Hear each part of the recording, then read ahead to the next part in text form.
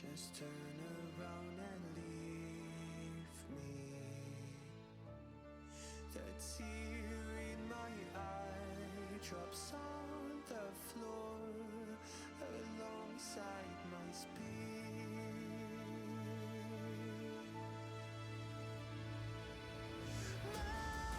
My knees are drenching in the blind. I feel just to get in.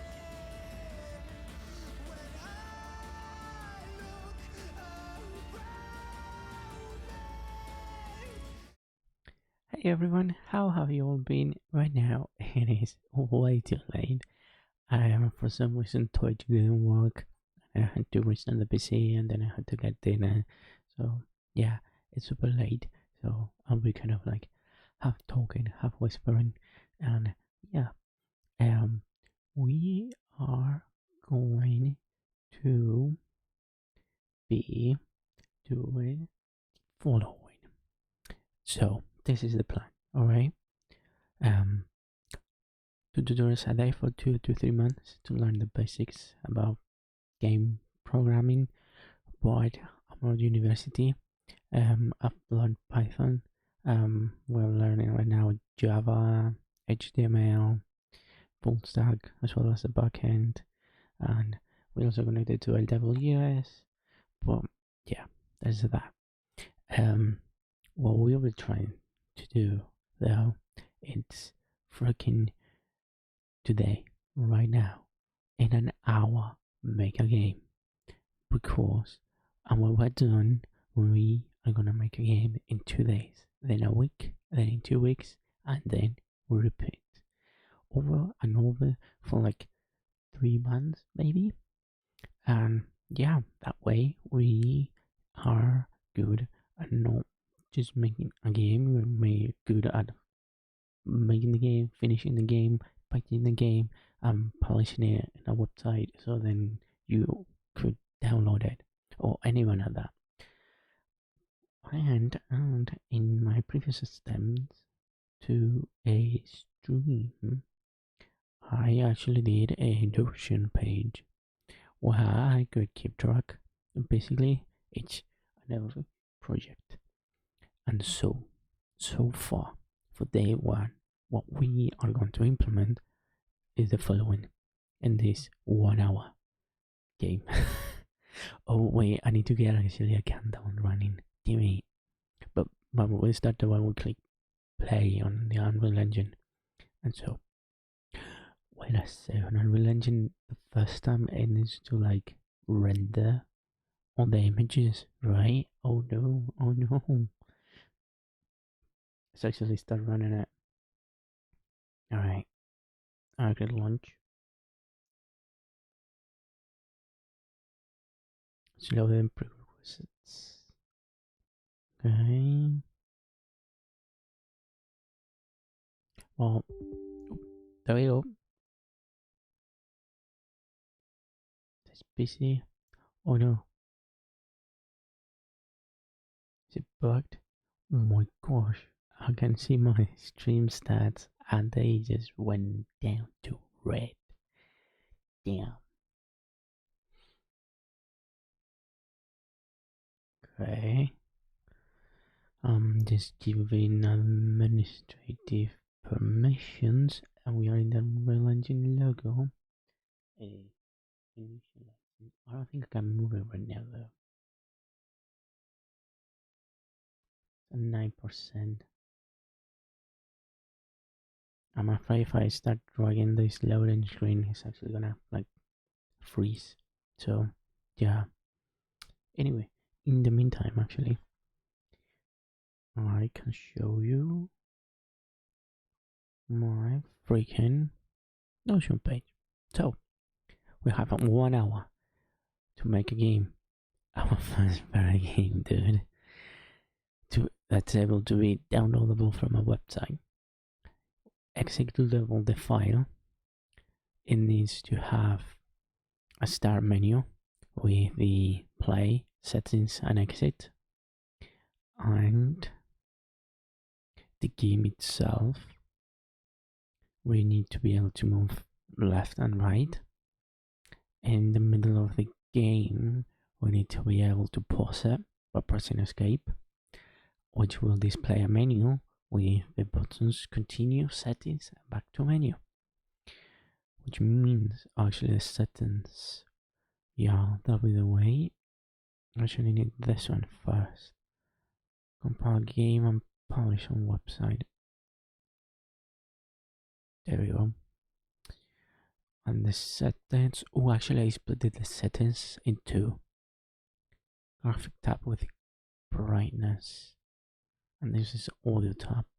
Actually I think this one goes here and now and there. Yeah, it's good. Unreal Engine is open. It's open. Oh damn. Here we go, everybody. Alright. Actually, let's set up the freaking. Oh wow, I can grab it from here. Oh, that's awesome. Okay. We need a timer. I actually got a timer running supposedly in my stream. There was this extension supposed to allow me to run a timer in the middle of the stream. I don't know what. I don't know if actually gonna happen or how to use it though.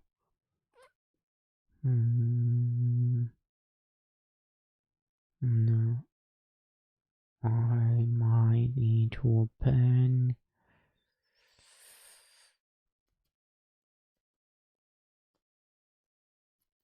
Alright, let's see though.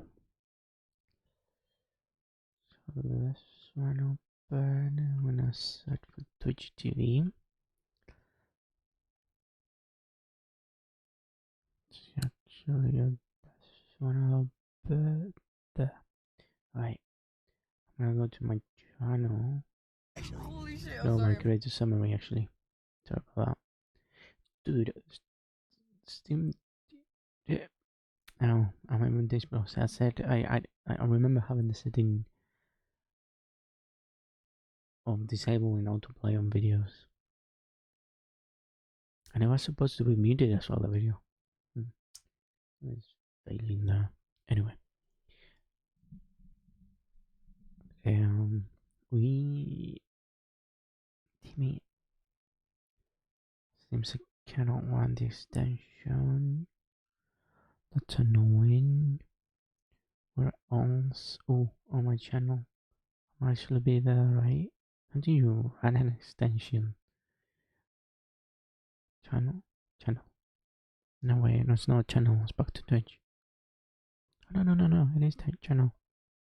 And I'll mute it. Nice. Oh, there it is. Finally.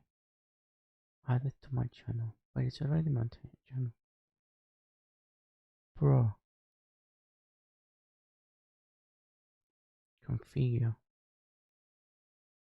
No, because it's. Damn it. Javon race. Time overlay for speed button. Fill an extension. Report extension. Is the video buffering? I'm not sure. Extension is not working. Well, whatever then. So actually then get a timer in here. Timer. Should we get a timer or stopwatch? How about both? Yeah, how about we get both?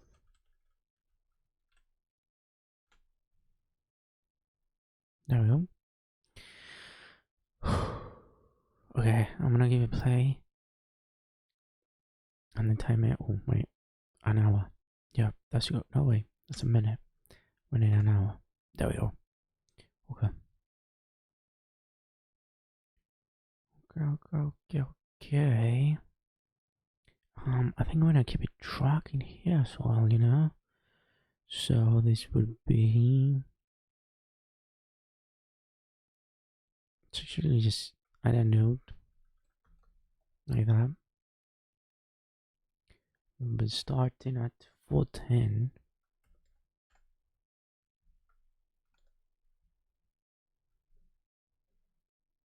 There we go. There, 8:10, 4:10. There we go.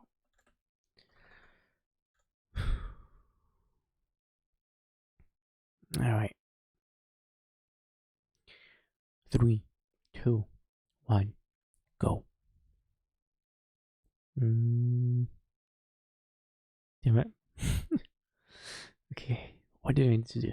We need the game itself. We're gonna do the game. Okay. So we need recent projects. We got nothing. We want to create a game. And we want to start blank. Yes. We need a blueprint. We need desktop. Quality preset. And some features are disabled, but default can be enabled. This is scalable. Day 1.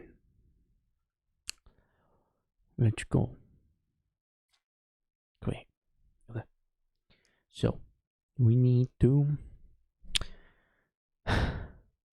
well create a character that's able to move left and right. How do we do that? Oh, we also need to download assets. Oh, and I forgot to have some music as well to play in the background. Never mind. So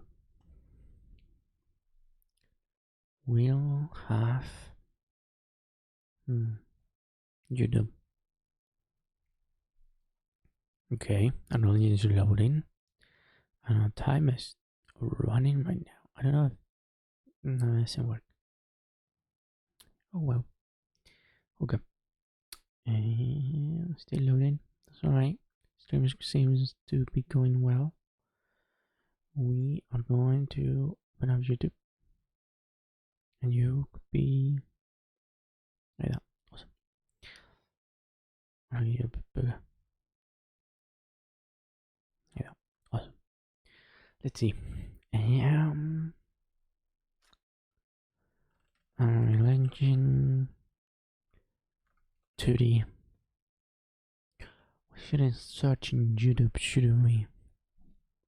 So let's search on the browser Unreal Engine 2D or not. Dude, Unreal Engine is still loading, dude. What is going on now? Compiling haters. Yeah.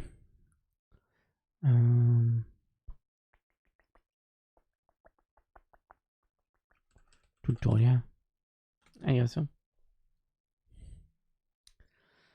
But all we need to do is make a character move left and right.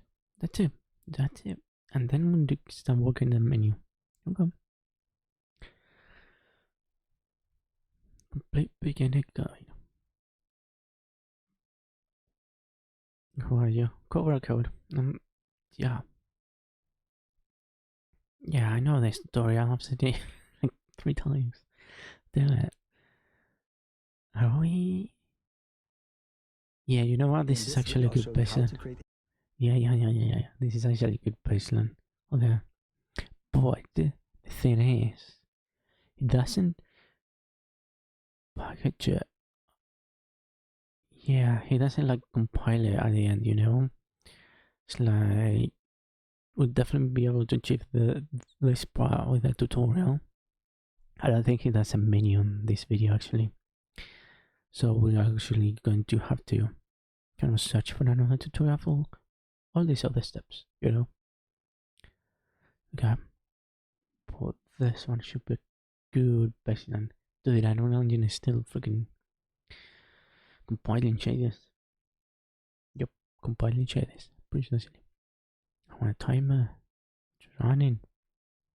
Online stopwatch. Hold timer. Maybe this one's gonna be better. Could we have both at the same time? Oh, damn. Anyone want that we can have a timer and a stopwatch running at the same time? I just retime my countdown. Online timer, countdown timer with visual alerts. Okay, let's see.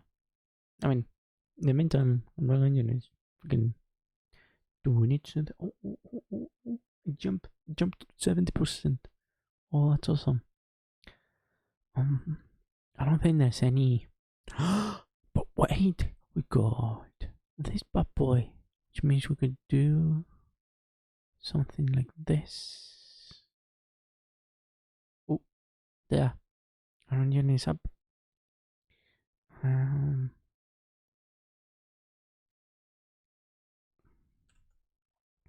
Stopwatch.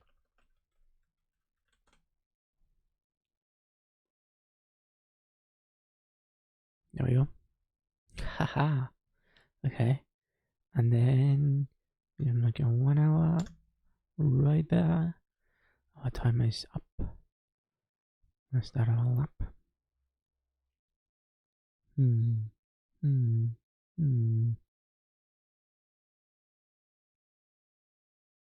Yeah.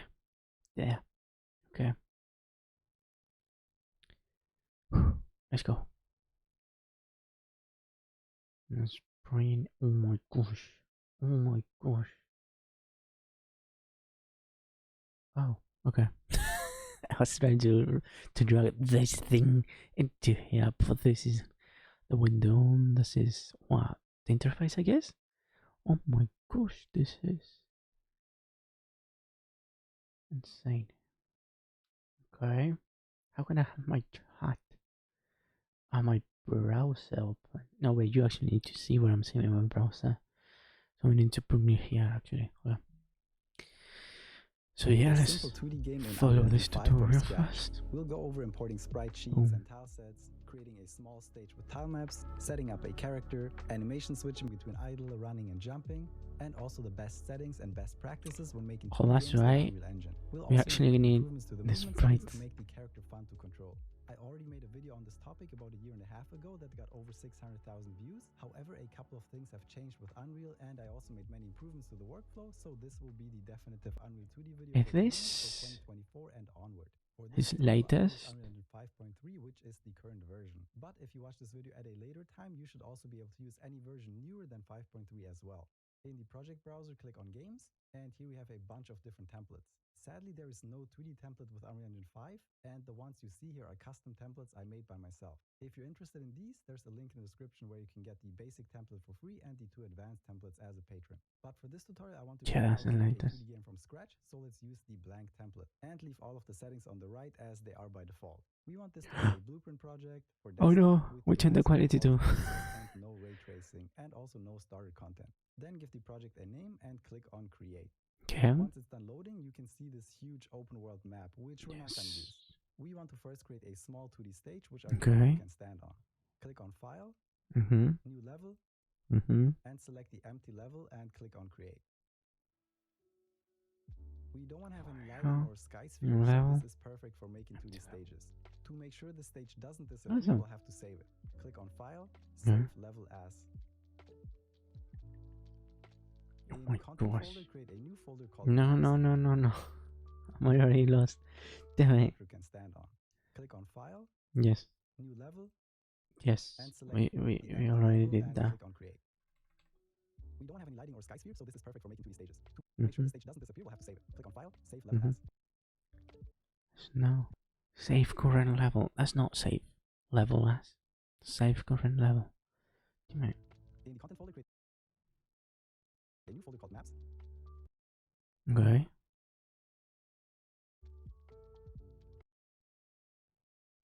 Well, we're following a tutorial step by step, aren't we? Change the name of the map to map_2D and save. Okay. So this is map underscore day 1, right? Whatever case. We now want to set this as the default map. Go to Edit. Okay. Edit. Edit, no preference. Project settings. Let's actually try and do this ourselves. You know, this is annoying because I need a tutorial full screen, but I also need to read the chart.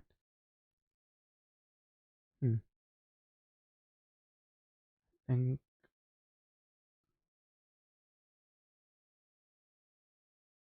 Okay. Let's see. Wait, we shouldn't be exploring, shouldn't we? Because we got a timer running right now, bro. So, like, that was not 5 minutes gone. Okay. On the left side, click on maps and modes. Oh my gosh, yeah, we don't know work it out. No. We had to learn. Let's work it out. Project settings. Maps and modes. We need to make this one our default. Here. Default game mode. Map, right? Day one. Nope. Okay. Okay. Oh, this one. Editor. Game default map. I'm gonna guess we're changing both of these, right? Let's see. For the editor startup map, we I mean, want to select here, I'll change both of them, right? To the newly map upgraded, for example. this map underscore 2D. Right? And also for the game default map, we want to select map underscore 2D. This just makes sure that this is the first map which is loaded when we open up Unreal Engine or make a build of the game. Okay. Important setting Yeah. I want to change right now before we import assets is the pixels per unit. Yeah, and then the dude goes into freaking recommending freaking settings for running a 2D game.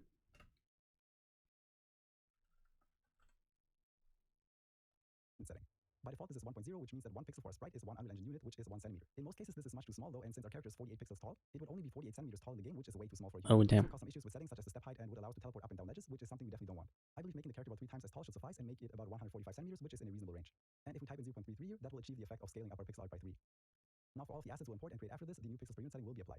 The asset pack we're going to use for this video is Legacy Fantasy by Anno Kolisa, which is completely free and distributed under a CC0 license. Since the asset pack is huge and Yeah. has many things we're not going to use, I prepared everything for easy usage with Unreal Engine and made a repack of the files. Please download this from the link in the description to follow along. This link will lead you to a page Whoa, whoa, whoa, whoa, and make it whoa. about 145 centimeters, which is in a reasonable range. And if we Yep. type in 0.33 here, that will achieve the effect of scaling up our pixel art by 3. Now for all the assets Awesome. we import and create after this, the new pixels per unit setting will be applied. The asset pack we're going to use for Awesome. this video is Legacy Fantasy by Anno Kolisa, which is completely free and distributed under a CC0 license. Since the asset pack is huge and has many things we're not going to use, I prepared everything for easy usage with Unreal Engine and made a repack of the files. Please Okay. download this from the link in the description to follow. Okay.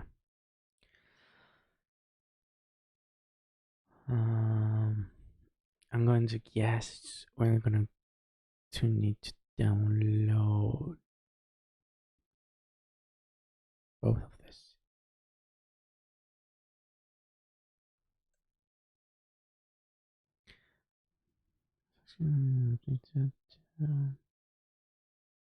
Flip it from Flaticon to our course. Dude. And pause where you ask the same question. There's no. Okay. Where is the 2D settings source tile terrain source? What? Where's the link? Settings such as the step height and would allow us to teleport up and down ledges, which is Damn something we it. definitely don't want. I believe making the character about 3 times as tall should suffice and make it about 145 centimeters, which is in a reasonable range. And if we type in Yeah. 0.33 here, that will achieve the effect of scaling up our pixel art by 3. Now for all of the assets we'll import and create after this, the new pixels per unit setting will be applied. The asset pack we're going to use for this video is Legacy Fantasy by Anno Kolisa, which is completely free and distributed under a CC0 license. Since the asset pack is huge and has many things we're not going to use, I prepared everything for easy usage with Unreal Engine and made a repack. Legacy Fantasy Forest. No. Tiles and time maps. Maybe? No, this is for creating the level. Yeah.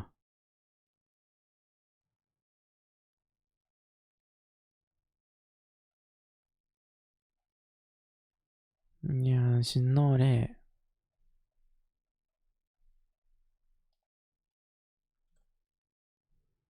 And this one.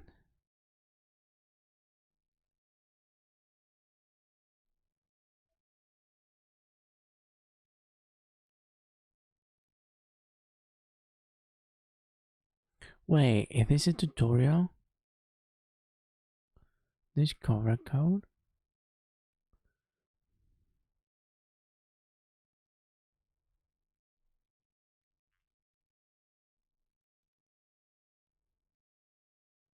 Is this the video?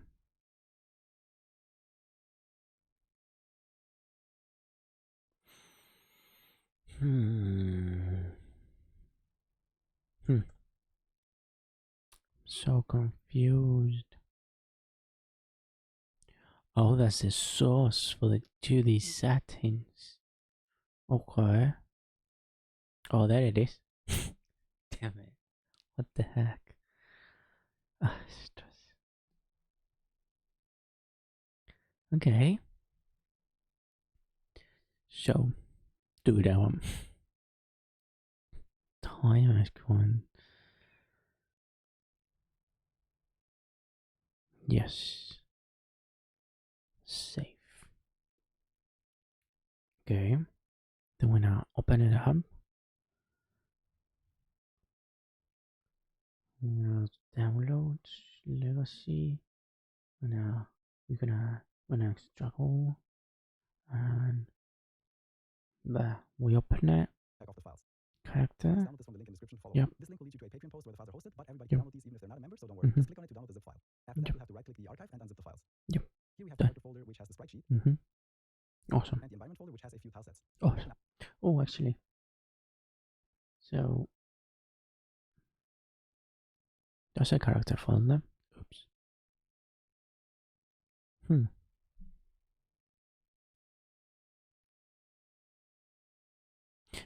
This is the idle animation, right?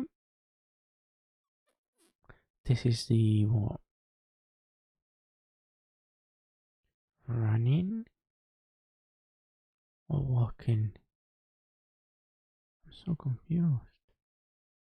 Oh no, all of this is the running, and here's the jumping, right? Yeah. Let's prepare a folder for this. Open up the content drawer Mm-hmm. and right-click, create Oh snap! Oh no! What am I? Pedro. Dude, this a is new folder called Paper insane. Assets. We can now just select both the There. character and environment folder and drag them into our Unlegend window. And the environment folder, follow along. This link will lead you to a Patreon post where the files are hosted, Awesome. but everybody can download these even if they're not a member, so don't worry. Just click on it to download the zip file. After that, you'll have to right-click the archive and unzip the files. Mm-hmm. Here we have the character folder, which has the sprite sheet, Mm-hmm. and the environment folder, which has a few tile sets. I am lagging so Let's bad. prepare a folder for this. Open up the content drawer and right-click, Damn. create a new folder called Paper Assets. Okay. Content drawer. Ooh. Okay. And we just need to create a new folder. Oh my. Oh, here. Yeah.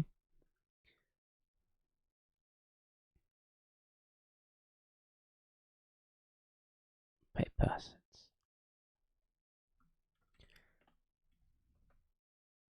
Yeah, I think we're way too low on time right now. The character and environment folder and drag them into our Unlegend window. Mm-hmm. This should work out for most of you, but a few people might have some trouble with this and are unable to drop the files into Unlegend.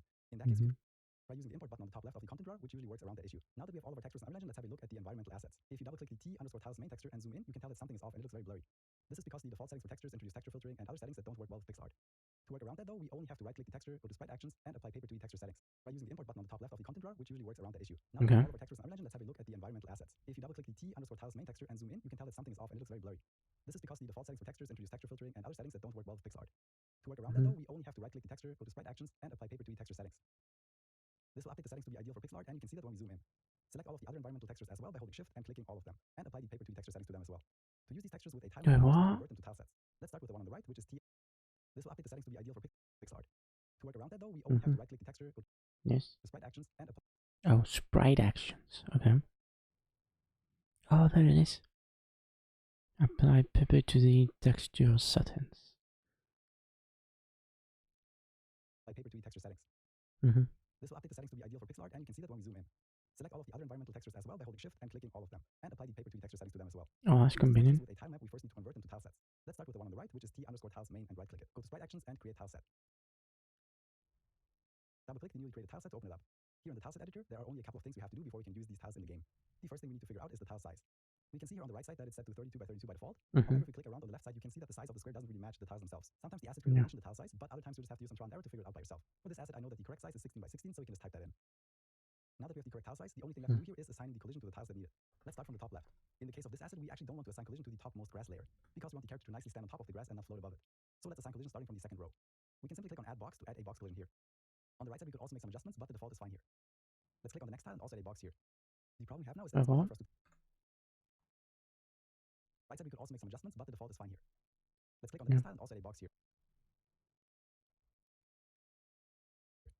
The problem we have now is that it's quite hard for us to tell what we've already assigned collision to and what we still have left to do. We can click on colliding tiles on the top left to show what already has collision. Yeah. Now let's just continue adding box collisions to this one platform. Oh damn! To all the After we're done with that, we platform. can have a look at all of the other things in the tile set. Some of these are just background. Do we do it? Damn. Why are we doing it one by one? Also, is that a shortcut? No shortcut. Damn it. Should we just select them? Another box? No. Okay. I don't like this.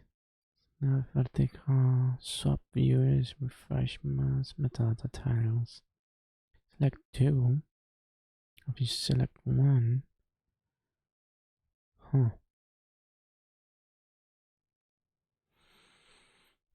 How could we automate this?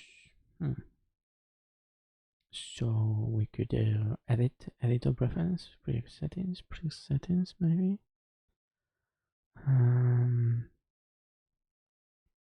Keylines or shortcuts. Is there anything like that? Shortcuts.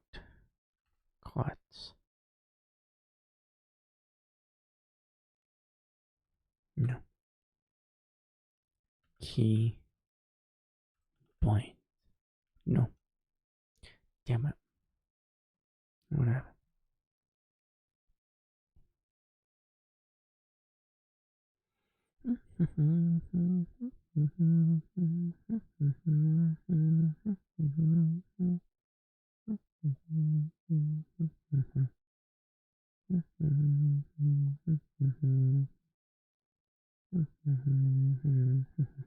Awesome. Done. Elements that don't need collision, so we can just ignore them. Other things like this platform would also need collision, but we're not going to use it for this tutorial, so we're just going to ignore it. We're only going to use this grass platform we already created, and I also want to use the bridge. So for the bridge, let's also quickly add some box collisions for the We are bottom. now using the bridge. And that's it for tile set collision. The other three textures are only for decoration and don't need collision. However, we also have to convert them to a tile set in order to use them for a tile map. Select all three of them by holding shift. Right click one of them, go to sprite actions. Whoa. Did you do like any save or something? The bottom row here. And that's it for tile set collision. What did you do? For the bridge, let's also quickly add some box collisions for the bottom row here. Yeah, sure. And that's it for tile set.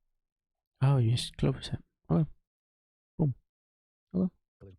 The other three textures are only for decoration and don't need collision. However, we also have to convert them to a tile set in order to use them for a tile map. Select all three of them by holding shift. Right click one of them, go to sprite actions, and I get sprite. I mean, that's it. Now let's create a tile map which allows us to use these tiles that we created as a brush to draw a stage.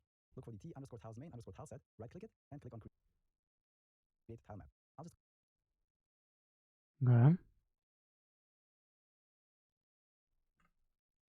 tiles that we created as a brush to draw a stage. Look for the t_tiles main _tile set, right click it, and click on create tile map.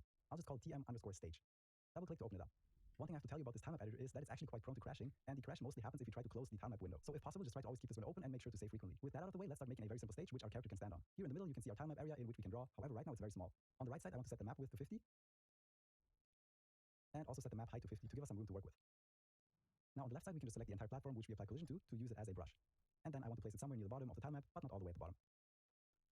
Then I just want to place the bridge here. Oh, And snap. place another platform next to it. Now I overwrote a small part of the bridge, so I'm just going to get the brush again and draw over this again. And now we have two platforms and a bridge with working collision, which our character will be able to use.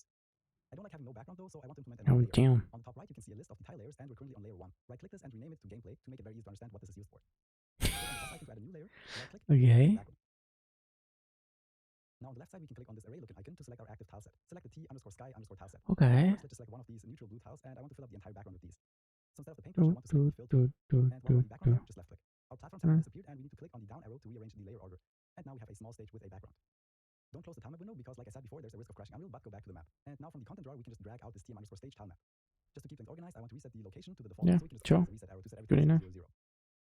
Damn it. One cool thing we can do to visualize the collision is to click on show and There we go. Now you should be able to see these collision boxes where we set them Oh, up. no. This can be very helpful for You debugging. should need to One more select tile maps and tile this sets. It's side. really apparent right now and might also not happen for everybody, but in some cases we get some really nasty gaps and tile tearing that we need to take care of. There is a very easy solution, and I advise you to do it either way, even if you don't have any issues right now. In the content Damn of it. all of our tile sets, we want to condition the tile sheet texture. This will add some padding which prevents the tile tearing issue. Let's do it for the t_tiles main _tile set first. Just keep Alright, and press enter. cool. And you might see some visual artifacts in the map for a second, and that just I am completely lost right now. don't close the tile map. And on. Here in the middle, you can see our Yeah. and draw over this again.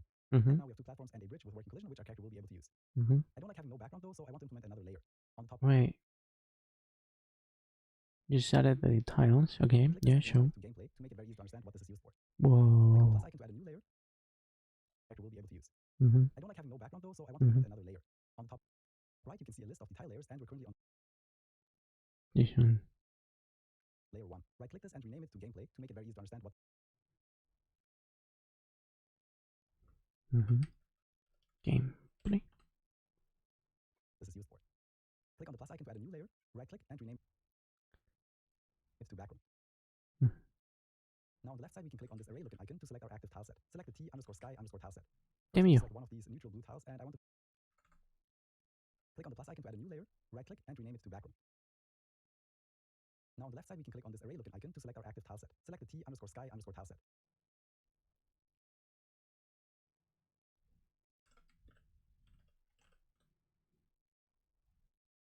First, now on the left side, we can click on this array-looking icon to select our active tile.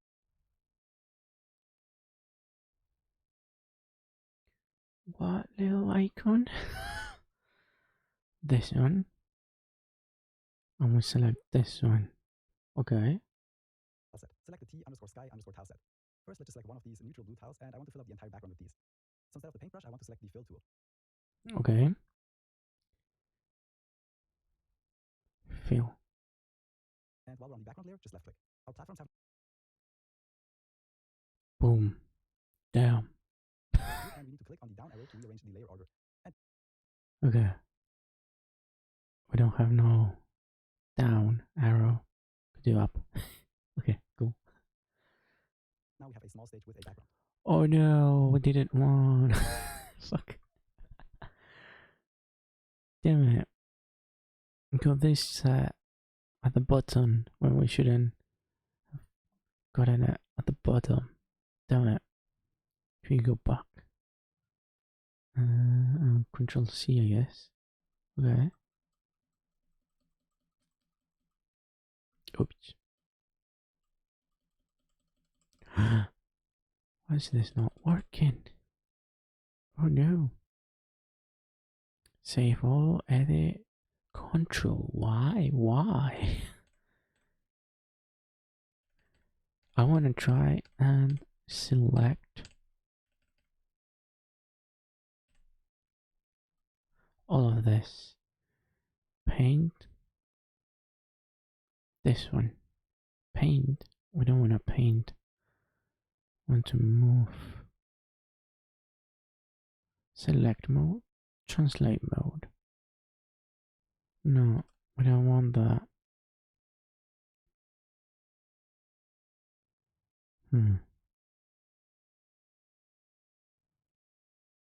Control Alt.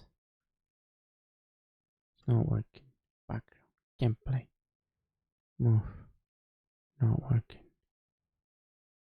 Not working. Damn it. Could we do erase at all? We can. Okay. Oops. Could we increase the eraser size? How though?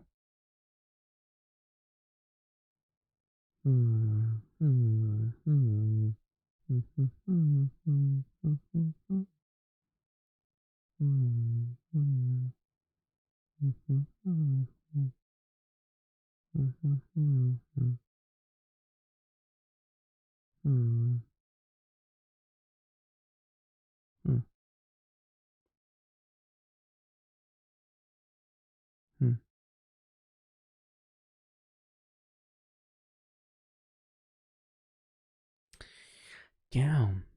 Oh, that is just about preset ratio. Okay.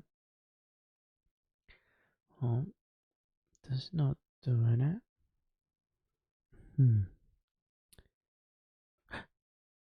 Might be here though, right?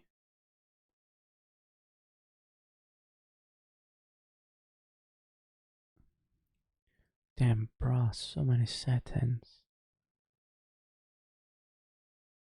Just hold that. Yeah, we can. Okay. Brum, brum, brum, brum, brum, brum, brum,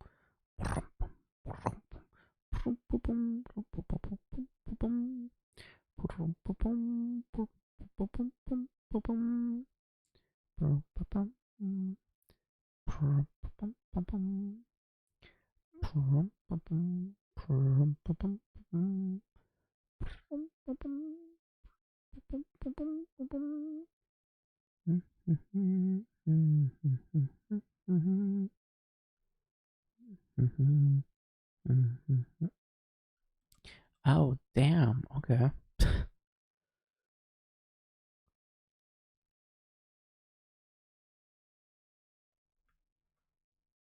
Dude, we actually with the timer, so damn it. I need to hurry up.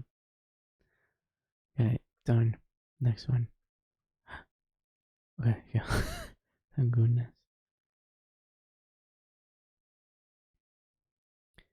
I need to change to this one. From this one, select here, fill it, paint it, paint it. We're doing next. Don't close the timeout window because, like I said before, there's a risk of crashing Unreal, but go back to the map. Don't close the timer window. Yeah. And now from the content drawer, we can just drag out this tm_stage tile map. Just to keep things organized, I want to reset the location to the default, so we can just click this reset arrow to set everything to 0, 0, 0. Mm-hmm. One cool thing we can do to visualize the collision is to click on show on collision. Now you should be able to see these collision boxes.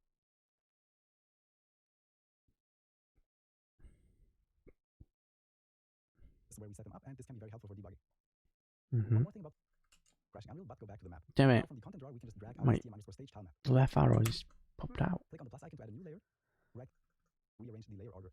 And now we have a small stage with a background. Mm-hmm. Don't close the timeout window because, like I said before, there's a risk Okay. So we just have it right here. Beautiful. Stay there. Good boy. of crashing Unreal, but go back to the map. And now Uh-huh. Now, I'm out to the map. Content drawer. from the content drawer, we can just drag out this tm_stage Okay. Yeah. tile map. Just to keep things organized, I want to reset the location to the default, so we can just click this reset arrow to set everything. Damn it. I'm gonna guess. How do we move? I've used Blender before, as well as Auto Sketch. What? My gosh. Oh, okay. I think I'm getting the gist of the controls. I just need the. Damn it.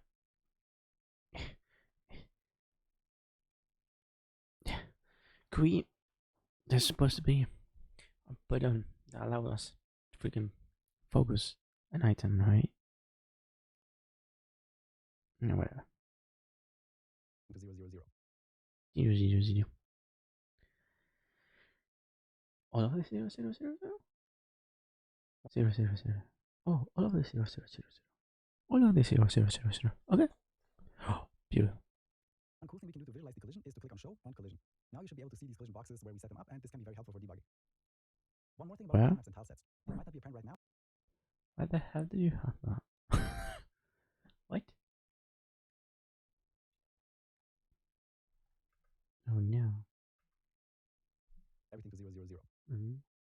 One cool thing we can do to Yeah, visualize the collision is sure. to click on show on collision. Now you should be able to see these collision boxes where we set them up, and What?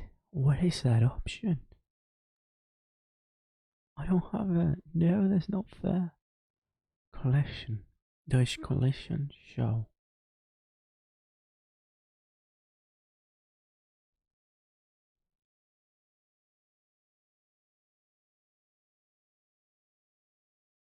Damn it.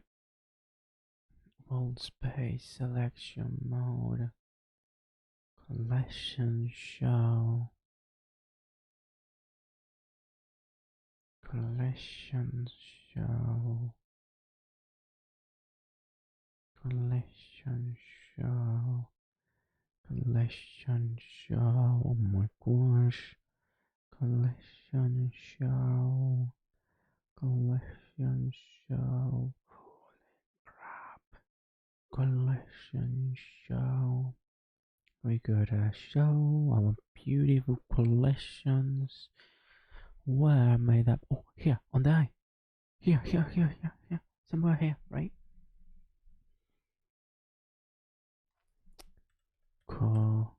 Collection show.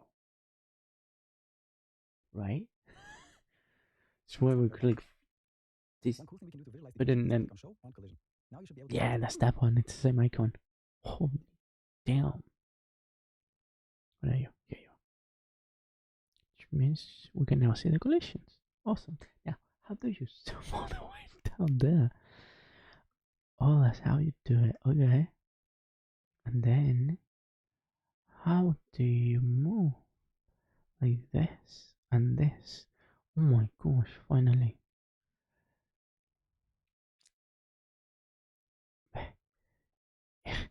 Damn it, bro.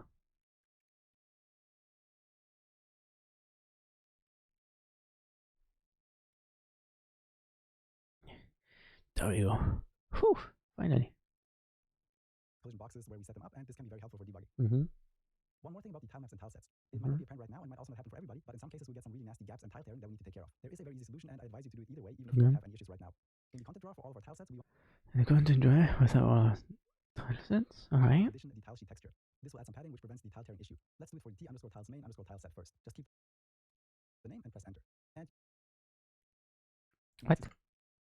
this will add some padding which prevents the tile tearing issue. Let's do it for the t_tiles main_tile set first. Just keep the name and press enter. And you might see some visual artifacts in the map for a second, and that just Okay. Dude, tweet. I know. Boom. Boom. Boom. Oh, done. Ha. shows you that the changes have been applied. Okay. Let's do this for the other three tile sets one by one. Oh.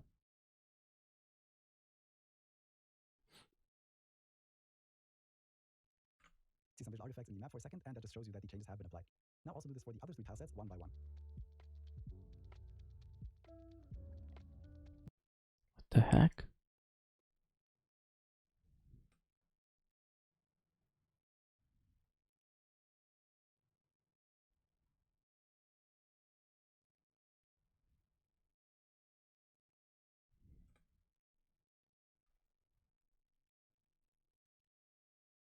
Oh snap. Oh. Oh.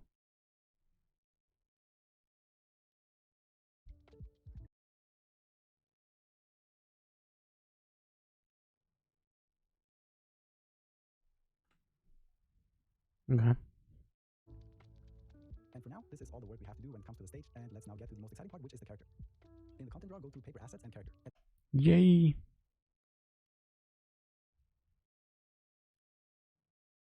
There's our character. At this point, this is still just a texture of a sprite sheet. However, to use this in the game, we need to extract the separate sprites from it and also create our flipbook animations. First, we want to apply paper 2D settings again to make sure this pixel art Yes. isn't blurry but appears crisp.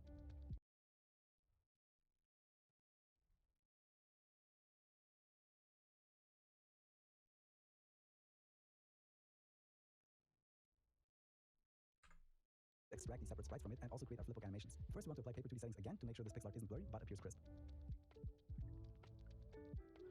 Then right-click the texture, sprite actions, and extract sprites.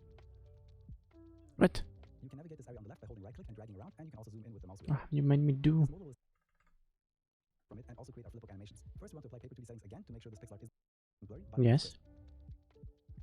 How are we on time though? How are we on time? How are we on time? Have an hour left? No way, dude. No way. Should have been done so long ago. Fudge, Buckham. Then right-click the texture, sprite actions, and extract sprite. Sprite actions. Extract sprites. Oh snap. You can navigate this area on the left by holding right-click and dragging around, and you can also zoom in with the mouse wheel. This modal will assist us in extracting our sprites, and our goal is basically to have a yellow box around every animation frame and also make sure they are all of the same size. Right now we have the sprite extract mode of auto selected, however this rarely works out and isn't very reliable. Change this to grid. Now all of the frames are in a single yellow box, which again is not what we want. We need to know the size of each animation frame, and sometimes the asset creator will provide a value for that on the download page. However, the easiest and most reliable way to get this number is to just calculate it right here in this field. Let's start with the cell width. The full width of the texture is 200, as we can see here, and we just have to divide this by the amount of columns. In this case, 1, 2, 3, 4. So we can just write 200 divided by 4 right here in the cell width field and press enter. And then do the same thing for the cell height. Here we have a full texture height of 280, and again we have 1, 2, 3, 4 rows. 280 divided by 4 is 70. And now all of the cells line up perfectly. There are some other settings here, such as number of cells, margin, and spacing. However, if the sprite sheet is set up correctly, you won't have to fill around with these. Now just click on extract, and you should be able to see all of the separate sprites. In this case, we also have two blank sprites with nothing on them, so we can just right-click them and click on delete. If you double-click a sprite, you can have a look at all of the different properties. Most of the settings you don't have to worry about. The default material is important, however, if you use a sprite with flipbook animation, like we will for this character, the material settings on the flipbook will actually have priority and ignore what is being set here on the sprite. The pivot mode will allow you to set the pivot point on the sprite to a specific You get that same warning. In this case, we also have two blank sprites with nothing on them, so we can just right-click them and click on delete. Hmm.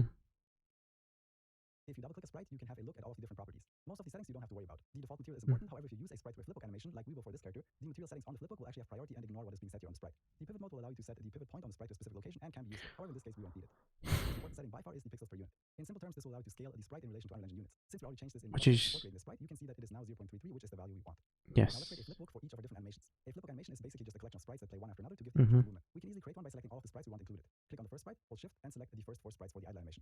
Yes. Right-click one of them and click on create flipbook. Let's call this FB_player_idle. FB Now let's do the same thing for the on run animation. Click the character_sprite_4, hold shift, and then click on character_sprite_11. Right-click one of them and create flipbook. Call this FB_player. wait, how many? Now let's do the same thing for the run animation. Click the character_sprite_4, hold shift, and then click on character_sprite_11. Right-click one of them and create flipbook. Call this FB_player_run. The last two sprites you can see here actually don't belong together. Character sprite 12 is what we want to show when we jump and ascend, and character sprite 13 is the frame we want to show when we are falling. Even though these are just single sprites, we still want to create flipbooks for them for ease of use. Click the character sprite 12 alone, right-click and create flipbook. Call it FB_player_jump rise. Then click the character sprite 13, right-click and create flipbook. Call it FB_player_fall. And these are the 4 different animations we're going to implement in this video. Now let's double-click the idle flipbook to check out the flipbook editor. In here you can see the flipbook playing, and you can also pause the playback and scrub through the timeline slowly. The most important setting here is the frames per second setting. If you set this to a low value, in this video. Now let's double-click the idle flipbook to check out the flipbook editor. In here you can see the flipbook playing. The idle flipbook. This one.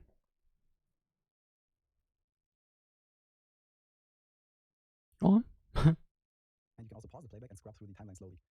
Mhm. The most Okay. important setting here is the frames per second setting. If you set this to a low value, the animation will play out very slowly. And with a high value, will play out really fast. Okay, well, This let's like look. frames per second value of 5 feels about right. Now let's do the same thing for the run animation. Could we pin this though? Is that a lock? Nope. Nope. Let's not click that. Let's see. Let's try and gosh. Oh no, bro. Flipbook run. Here a value of 5 definitely looks too slow, and I think 9 looks about right for the regular run speed. The fall and jump rise are only a single frame, so we don't have to worry about the FPS setting. Now just to clean things up, we can right-click and create a new folder called sprites, and another new folder called flipbooks, and then just separate these. The sprites have a blue line on them and say sprite at the bottom. Just click one, hold shift, click the others, and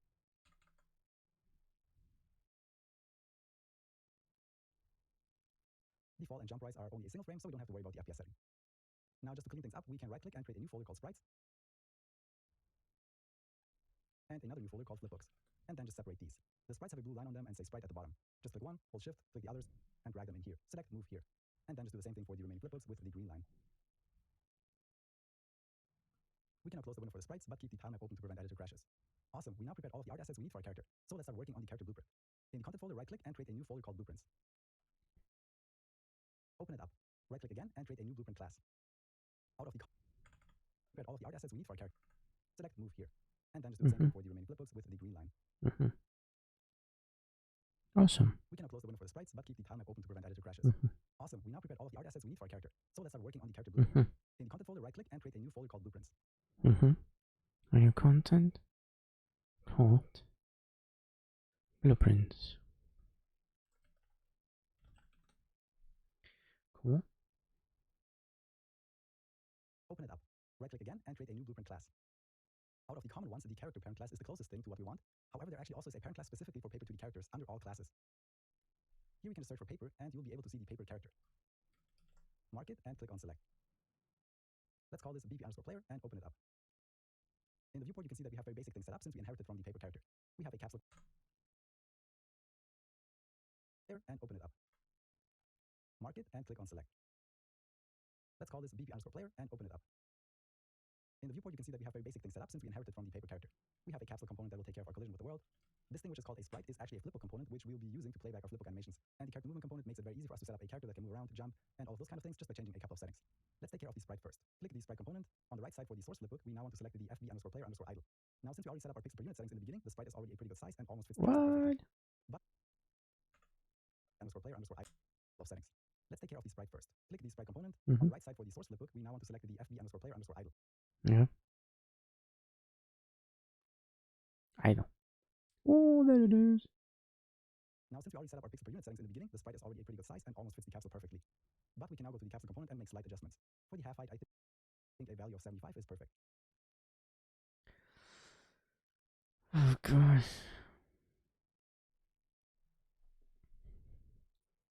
Okay. For the capsule radius, I believe that 25 feels about. What are we doing right now, though? Changing the shape? Oh, but the caps. Oh, we are just in the caps. Oh, okay. Okay. Boom. Boom. Okay. Yeah, sure. No, that's what we have. Right. We don't have to worry about the sword since it's okay for that to stick out and be ignored. Align Oh, dude. Right on point. the feet perfectly with the capsule is a bit tricky, but we can slightly move the sprite downward on the z Okay. axis by -2.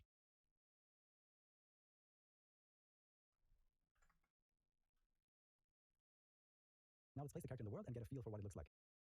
Yeah. Drag an instance of the BP player out. Mm-hmm. Is that a shortcut for content drawer? Control spacebar. That's gonna be a problem. Oops.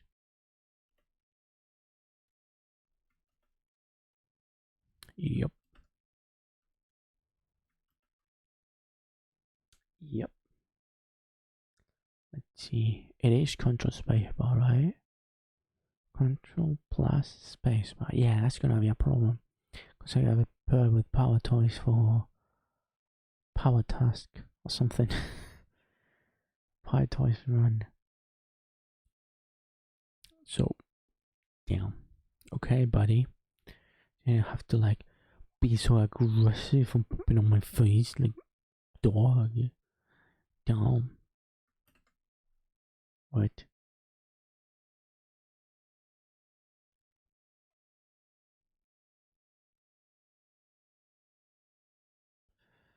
Hmm.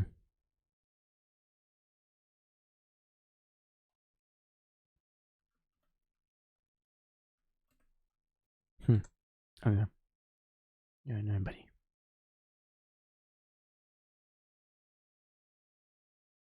We're gonna do it again because Power Toys doesn't take into account Power Toys. Tom Power doesn't take into account. Yeah, pretty much. There you go. Which means good. Which means beautiful. Awesome. And we draw here. Into the map and just make sure that it's on the same lane as our stage. The easiest way to do this is to just make sure it's set to 0 on the y-axis. Otherwise, it might not be on the same lane as the collision and just fall down. Now, if we start the game, we can see that gravity takes. The way to do this is to just make sure it's set to 0 on the y-axis. Y-axis set to 0.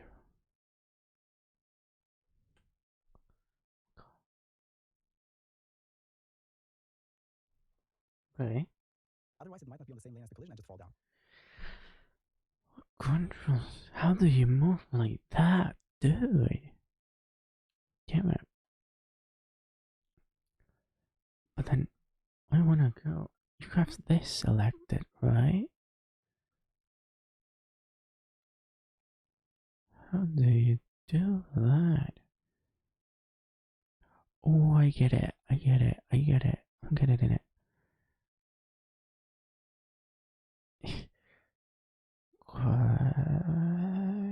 Okay. Damn it. Damn it. Damn it. Damn it. There.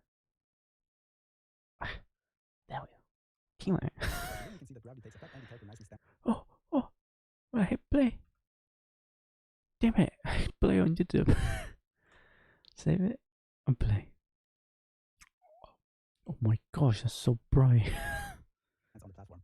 However, we can see a little bit of flickering because the gameplay layer on the tile map and the character are in the exact same position on the Y. A simple fix is to just select the DTM stage and on the Y. Oh my gosh. Well, this is open. Oh, snap.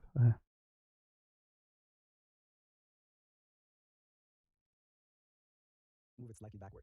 I think setting it to minus 0.1 is fine. Minus 0.1. Oh, right. Okay. The character nicely appears in front of the platform. We still can't control the character, however, I first want to take care of some 2D settings. In some cases, when working with time maps, if you press on start, everything might start becoming very bright little by little, and also the colors of the scene might look a bit strange. Unreal Engine is of course set up to make 3D games look good by default, and those settings are always against us, and we have to make some adjustments. I struggled quite a while finding all of the right settings, but there's actually a great blog post by UE5 2D Don which sums it all up nicely, and I'll use that as a reference. Go to Edit and Project Settings. Okay. No chatters. No chatters. Alright. First, look for motion blur to make 3D games. I'm gonna do this in one go. Settings are now fighting against us, and we have to make some adjustments. I've struggled quite a while finding all of the right settings, but there is actually a great blog post by UE5 2D Don which sums it all up nicely, and I'll use that as a reference. Go to Edit and Project Settings. First, look for motion blur and turn this off. This can look very cool in 3D games, however blurriness doesn't It is work off. with pixel art. False. Then look for anti-aliasing, and for the anti-aliasing method, select none. None. Done. Anti-aliasing is a technique that removes jagged lines, however again for pixel art this is something we don't want. Next, look for auto exposure and turn it off. Also It is set the off. auto exposure bias to 0. Okay. Next, we want to look for global illumination and set the dynamic global illumination method from lumen to none. Lumen is the new global illumination system introduced in Unreal Engine 5. However, since our 2D stage won't have any lights, there is no benefit to using this. Then look for reflection method and also set this from lumen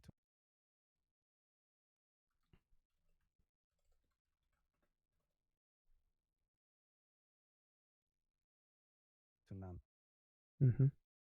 Cool. Next, look for shadow map method and set this from virtual shadow maps to shadow maps.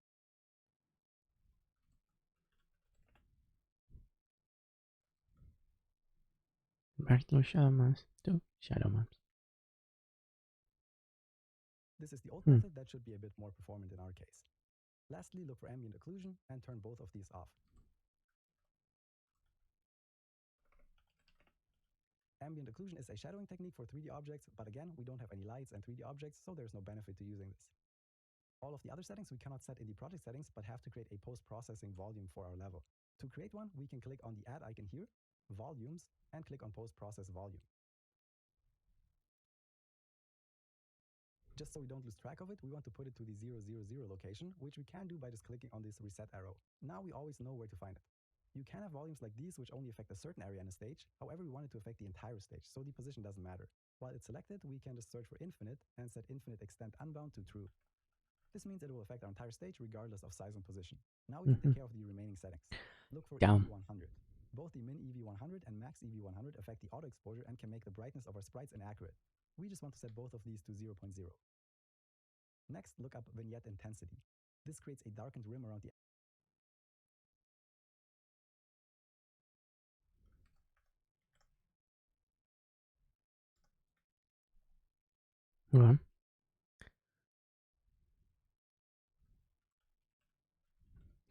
Having, I don't know to do. edge of the screen, which is something we generally don't want for 2D games, so set this to 0.0 as well. Next, look for expand gamut. This will affect the colors of your sprites and might make them look unnatural. Set this to 0.0 as well. Lastly, let's look for tone curve. This tone curve amount will again affect the colors of your sprites. In some cases, this can look quite good and give the image a bit more contrast. However, if you want to keep the original sprite color, you want to set this to 0.0 as well. And now our 2D game looks a lot more pure and very close to how the sprites have originally been drawn. Oh, So damn. these are some settings you always want to apply to your 2D games. If you end up adding more stages to your game, you just want to copy paste Okay. this post-process Dude, volume and it's place one in looking. each of your stages to apply the Okay. same settings. Next up, we Whoa, want whoa, to control whoa. the What? character and post-process volume and place one in each of your stages to apply the same settings. Yes. Next Wait, up, what? we want to No. control the character and What? our 2D game looks a lot more pure and very close to how the sprites have originally been drawn. So these are some settings you always want to apply to your 2D games. If Mhm. you end up adding more stages to your game, you just want to copy paste this post-process volume and place one in each of your stages to apply the same settings. Next up, we want to control the character Okay. and set up the camera. Right now, if we click on play, we just have this free-flying camera because Unreal Engine doesn't know which pawn we want to possess and spawns a new default pawn for us. The best way of Okay. setting the pawn is to create a game mode. Open up the content drawer, Okay. go to the blueprints folder and right-click. Go to blueprint class and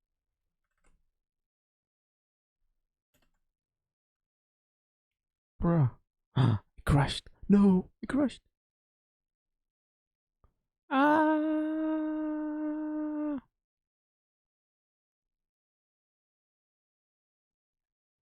Wait, did my laptop crash? I think my laptop crashed. No. I saved. here we have Okay. Please, Unreal Engine, don't crash. You didn't crash. Oh my gosh. That was terrifying.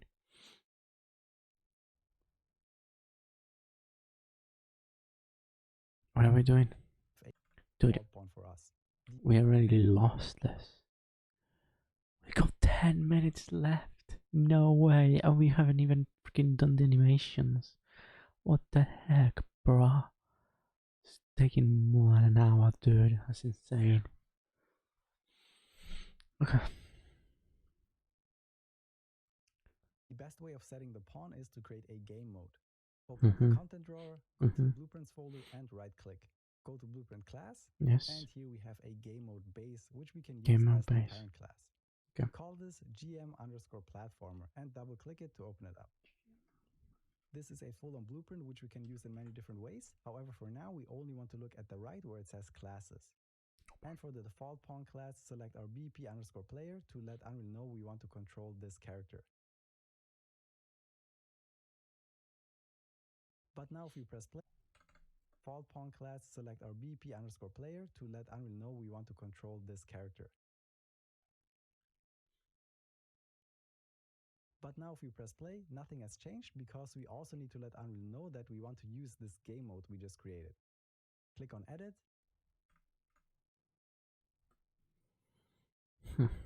But now if we press play, default pawn class, select our BP_player to let Unreal know we want to control this character. Mm-hmm. But now if we press play, nothing has changed because we also need to let Unreal know that we want to use this game mode we just created. Click on edit and project settings.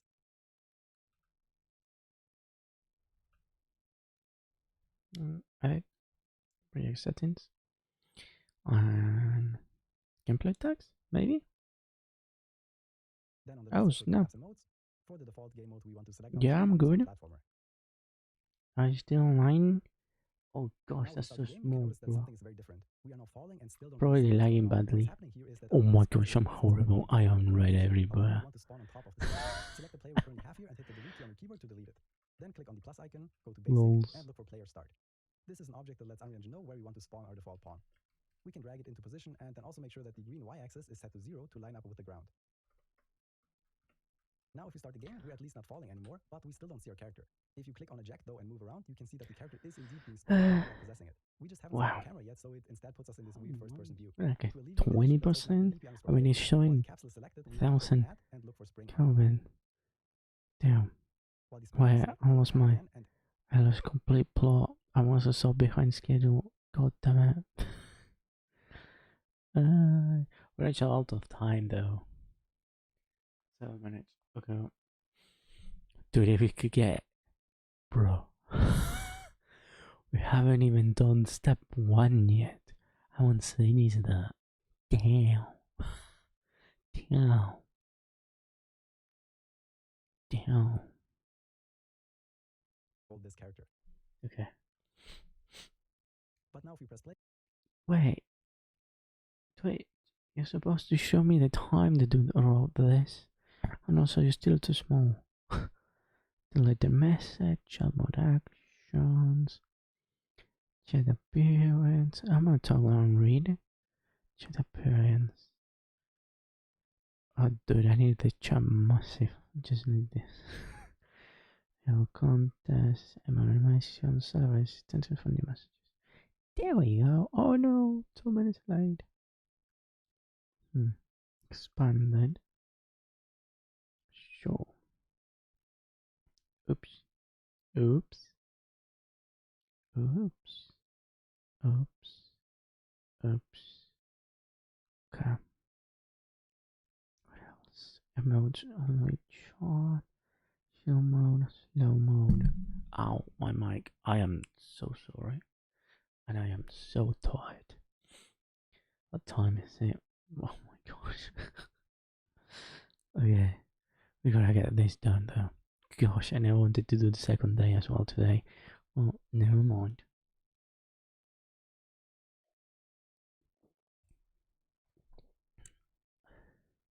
Okay.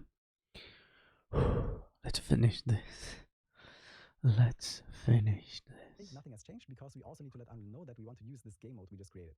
Click on Edit and Project Settings. Yes. Then on the left side, click on Maps and Modes. For the default game mode, we want to select our GM_platformer. Now if we start the game, you can notice that something is very different. We are now falling and still don't really see what is going on. What is happening here is that Unreal Engine spawns a new instance of our BP player in our current position. However, we want to spawn on top of the stage. Select the player we currently have here and hit the delete key on your keyboard to delete it. Then click on the plus icon, go to Basic, and look for Player Start. This is an object that lets Unreal Engine know where we want to spawn our default pawn.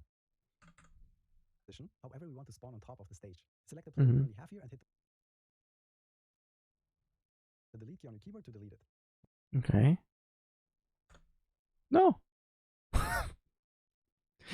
Damn it. Then click on the plus icon, go to Basic, and look Plus icon.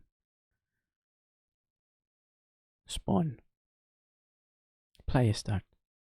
There you go. for Player Start. This is an object that lets Unreal Engine know where we want to spawn our default pawn.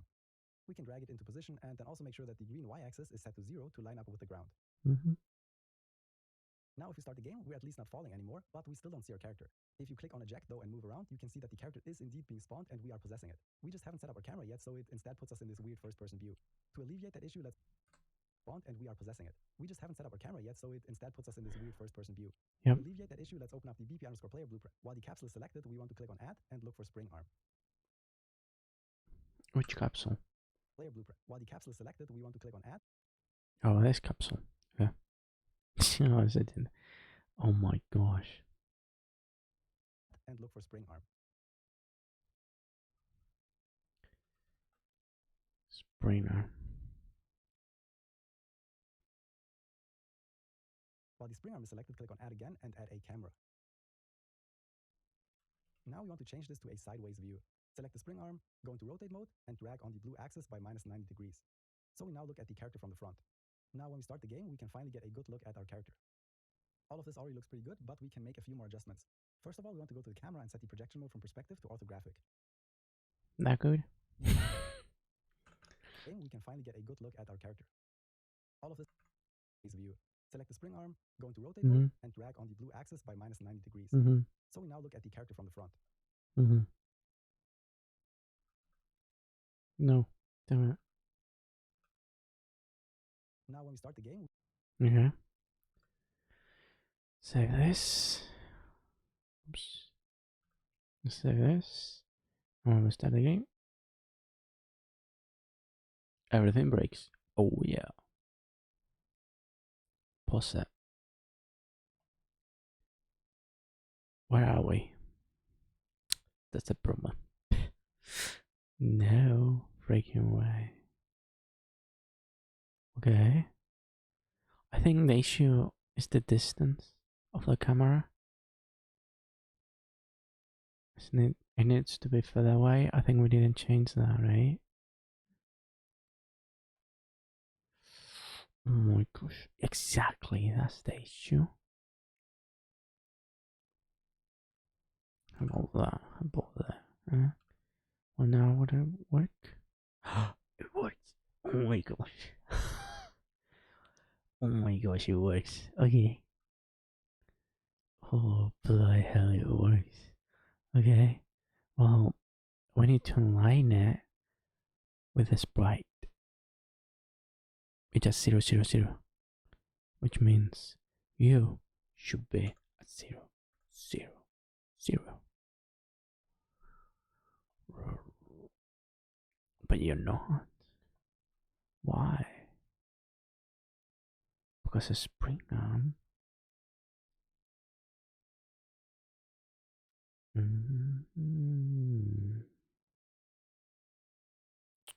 Okay.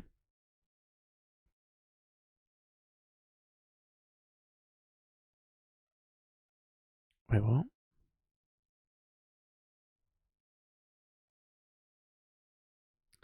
Okay. So that's the distance. That would say you're 0. Okay. Now you're perfectly centered, which means all we need to do now. On the thought though, the camera field of view. Oh no, no, no, no, no. Don't change that.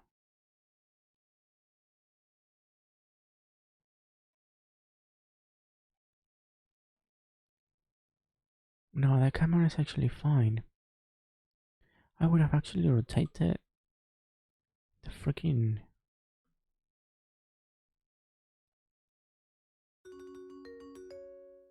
Oh my gosh, that thing scared me. Alright, buddy, shut up. So, what's the time right now? 5:16. Bro. Let's carry on till we finish then. Damn it. Dude, that's not an hour. What the hell? Whatever. So.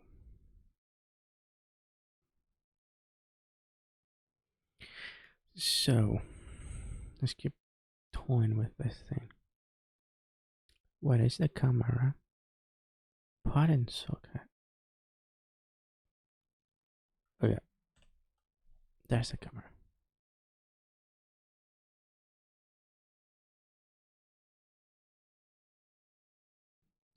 Dude.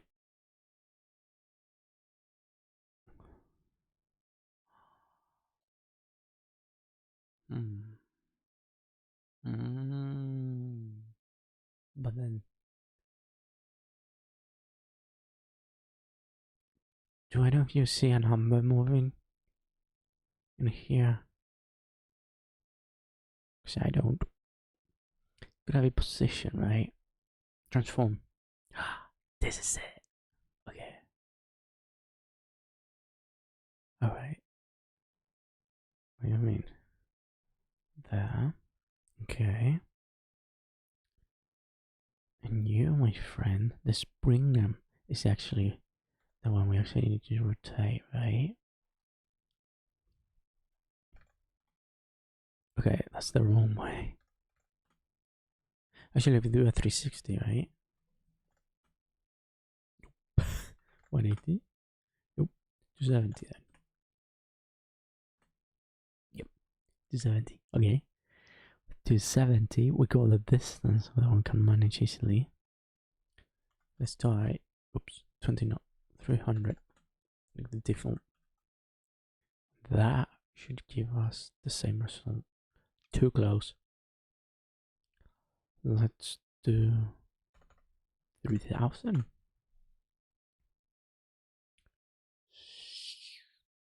Yikes.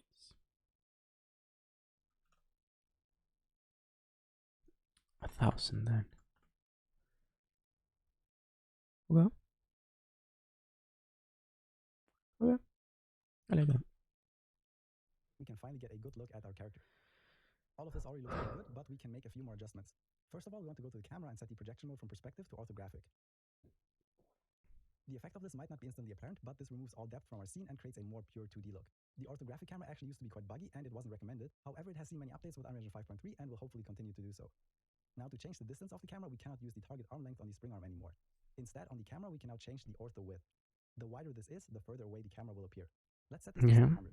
And you can now see that the camera appears further away. Lastly, on the spring arm, we want to look for do collision test and deactivate this. If this is active and something is between the camera and the player character, it will forcefully zoom in. If you're making 3D or 2D 3D hybrid games, this might be useful in some cases, but for 2D only games, this will often just lead to bugs and confusion. Now that we are possessing the character and have the camera set up, we need to set up the input bindings and allow the character to move and jump. Yes. Since Unreal Engine 5.1, the new Yeah, animation. system has become the default, and we'll be using that for this tutorial. It might be a bit hard to wrap your head around at Okay. first, but it has a lot of great built-in functionality and will save you a lot of time in the end. Let's open up the content drawer and go into the content folder. Right-click and create a new folder called input. Open this up, right-click again, and create a new folder called actions. The input system basically consists of input actions, which are certain actions we want the character to execute, such as move, jump, attack, and so on, and an input mapping context that binds these actions to a certain button and can also apply modifiers. Let's first go into the actions folder, right-click, input, and create our first input action. I'll call this IA_jump. When we double-click this, we can see a bunch of options, but the only one we really care about is the value type. Currently, this is set to digital bool, which is correct for an action like jumping. This means I'll call this IA_jump. When we double-click this, we IA.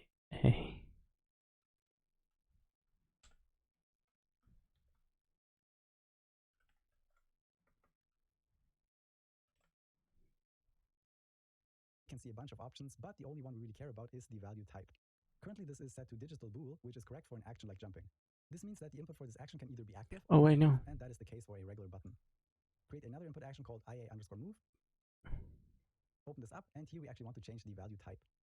The move action can be executed with a left or inactive, and that is the case for a regular button. Create another input action called IA_move. Open this up, and here we actually want to change the value type. Where's the left? The move action can be executed with a Why left or not? right button on the keyboard, but in many cases we'll also add controller support for the analog stick later on. This means it's not just an on or off value, but it could be a value between -1 for left, 0 for neutral, and 1 for right. Since we only want to support left and right, we want to use the value type of axis 1D float, which gives us a range from -1 to 1 on a single axis. Now that we have both of our actions set up, we want to go back to the input folder. Damn, Right-click, bro, go to why? input, and create an input mapping context. I'll call it IMC_platforming. Double-click to open it up. In here, we now have to register the jump okay. and move actions we created to bind them to a button. Where it says mappings, click on the plus icon, and then on the caret to expand the menu. Click where it says float. Dude. Change the value type. This means that IA_move. Open this up, and here we actually want to change the value type.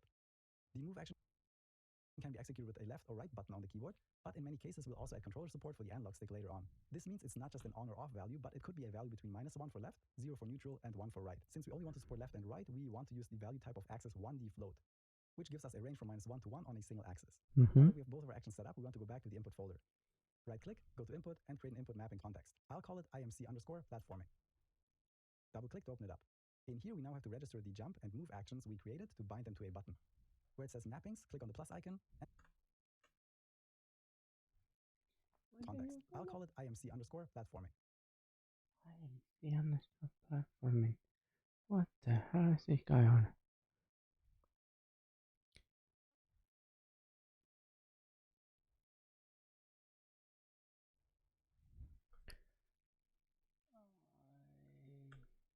IMC. What? Right-click, go to input, and create an input mapping context. I'll call it Input. Mapping context. Okay. IMC_platforming. This is the controller. Platform.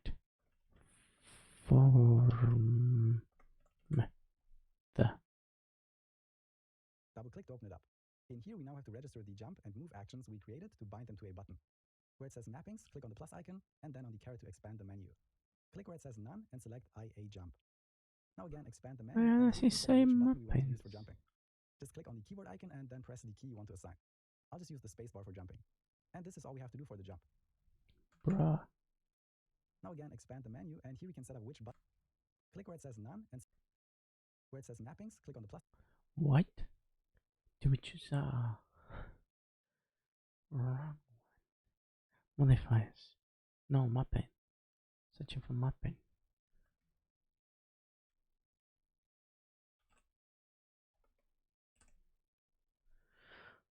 What?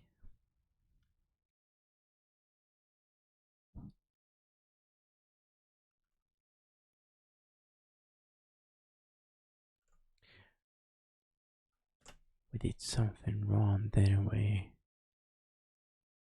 I don't think it was in production. No, of course it wasn't in production. For left and right. Because we did Left AMC. button on the That's the problem. It's not in production, it's input mapping context. Yes.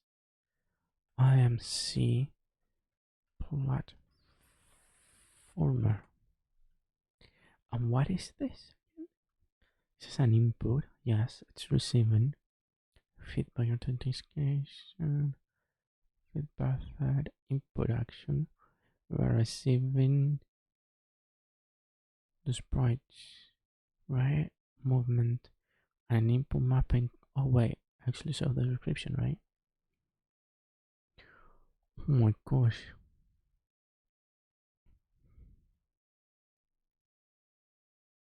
Jump or crouch. Gameplay code binds in order to listen. And this a collection of key to action mappings for input. Okay, so this is the one that stores the keys, and this is one that stores whether you jump or crouch. Okay, that'll come great when we do settings keybands. keyboard, but in many cases we'll also add controller support for the analog stick later on. This means it's not just an on or off value, but it could be a value between -1 for left, 0 for neutral, and 1 for right. Since we only want to support left and right, we want to use the value type of axis 1D float button. Where it says mappings, click on the plus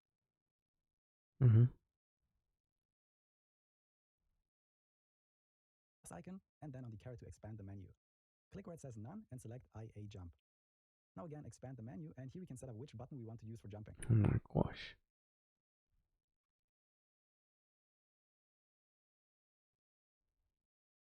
A button. Where it says mappings, click on the plus icon, and then on the caret to expand the menu.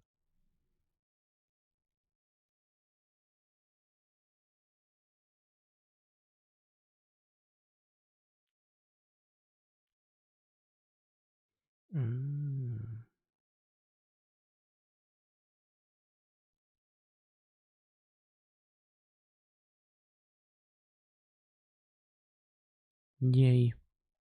Click where it says none and select IA jump. Now Okay. expand the menu, and here we can set up which button we want to use for jumping. Just click on the keyboard icon and then press the key you want to assign. I'll just use the spacebar for jumping. And this is all we have to do for the jump. Click on the plus again and add a mapping for IA move. Here things get a little bit more complicated. No. First we want to assign the D key on the keyboard for right movement. And then we want to create another binding. And then for the other binding, we want to set the A key for walking left. Now both of these buttons do the same thing though, and we need to differentiate between them for walking left and right.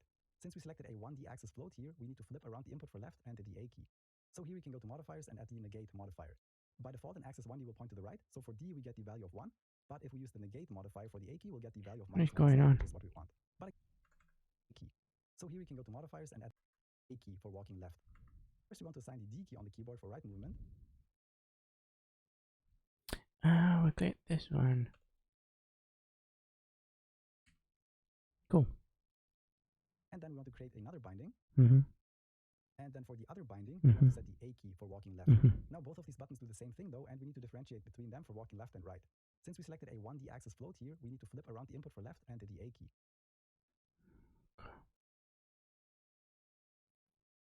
Jumping is a modifier.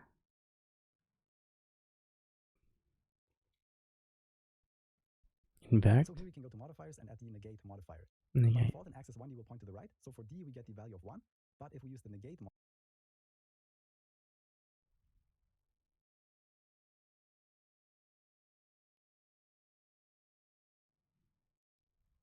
modifier for the A key, we'll get the value of -1 instead, which is what we want.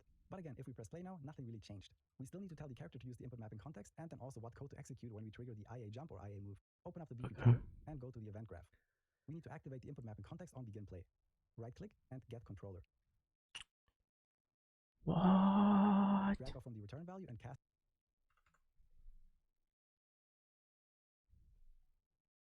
How laggy is this? Oh, we're actually going good. Oh, that's awesome. So that's dope. They're not that laggy. It's good to know. Also gonna go into this side. Oh, because this screen's really small, that's why. Yeah. Okay. Here, Let's and keep go to the going. event graph. We need to activate the input map and context on begin play.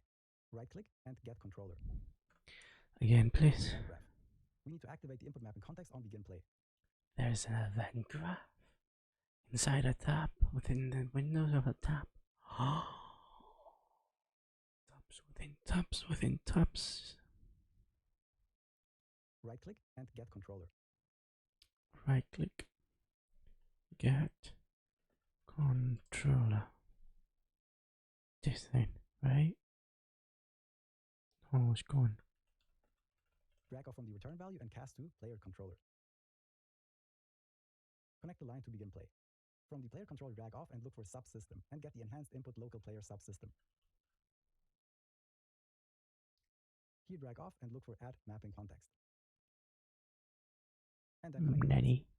Very important, on the add mapping context, we need to assign our IMC platforming or this entire thing.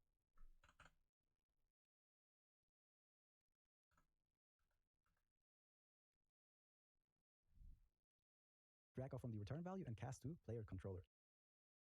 Boo.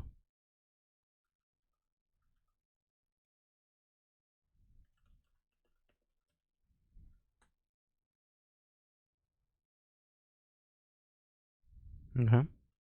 Connect the line to begin play. From the player Okay. Well, that's fun. Yeah, boy. controller, drag off and look for subsystem and get the enhanced input local player subs. What the hell is this naming, bro? Subsystem.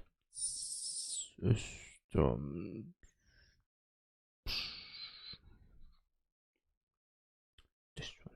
Oh my, what the hell is this? System. Here, drag off and look for add mapping context. And then connect the lines. Very important, on the add mapping context, we need to assign our IMC platforming or this entire thing won't work. Now that this is set up, we can just move to the side a bit, right click and look for IA jump. Do you mean here? We can expand this and drag off from started and use a print string that. What are you doing, mate? Now that this is set up, we can just move to the side a bit, right click and look for IA jump. Oh, we don't have that. We can expand this and drag off from started and use a print string that says jump, just to demonstrate how this works. Mm-hmm. Go further down and then just look for IA move. Yeah. And here we can drag off from triggered and print string. And just drag in the access value. Now go back and start the game. And very important, we need to click into the viewport with the mouse one time to start controlling the game. And now if we press space, you can see that it says jump. When holding A, it says -1 for left, and when holding D, it says 1 and print string. And just drag in the access value. Now go back and start the game. Okay.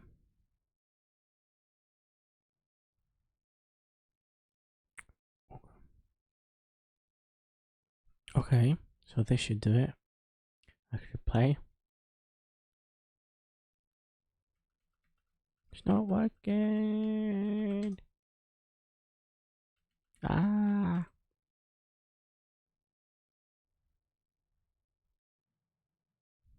Game. Move. And here we can drag off from triggered and print string. And just drag in the access value. Now go back and start the game.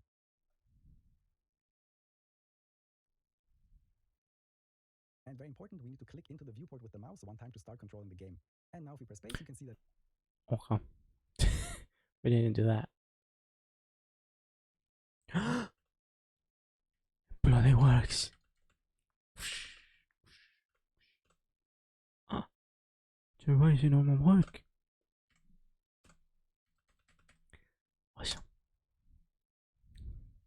Jump, just actual code to make the character jump and walk. And with Unreal Engine, this is rather simple. For the jump, just delete the print string, drag off from started, and look for the jump function. Set up for jumping.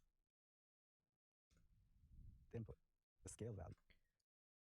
We can again just get rid of the print string here next to the IA move, drag off from triggered, and look for add movement input. Here we connect the access value to the scale value. And we need to set the world direction. Here we connect the access value to the scale value. Mm-hmm. I do this is so many steps. The world direction. If we go back to the map and select the player start, we can see that the red arrow is the direction we want to go. If we drag around the red arrow, we can see that the X value is updating, and this means we want to move our character on the X axis. So for the world direction, we put in 1.0 on the X and leave Y and Z at 0. Now when we start the game and click into the viewport, we can walk left and right, and this might seem like magic to you, but the jump function and the add movement input function are nodes that Unreal Engine has prepared for us. These are things that are commonly used in all types of games, so there's no need for us to reinvent the wheel. Of course, right now there are still a couple of issues.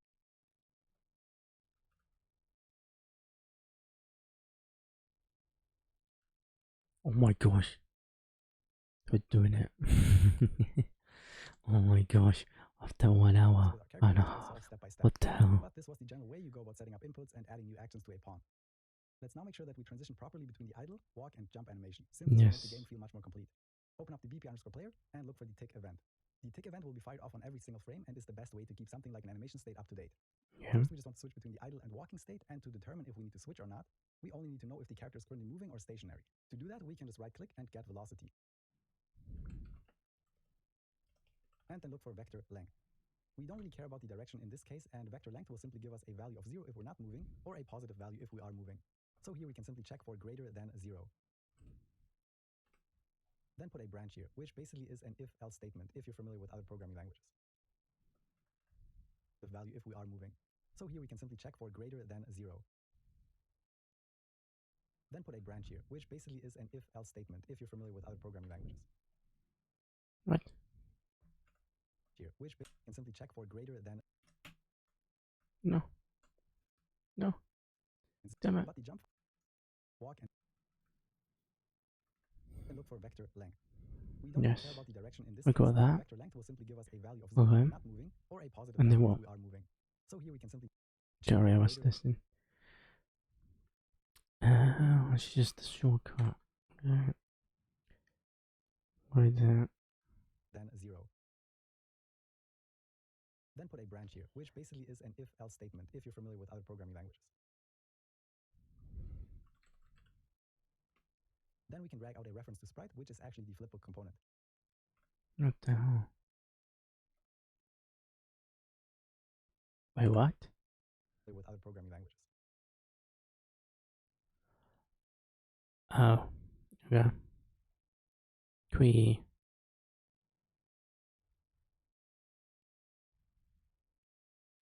Break this link.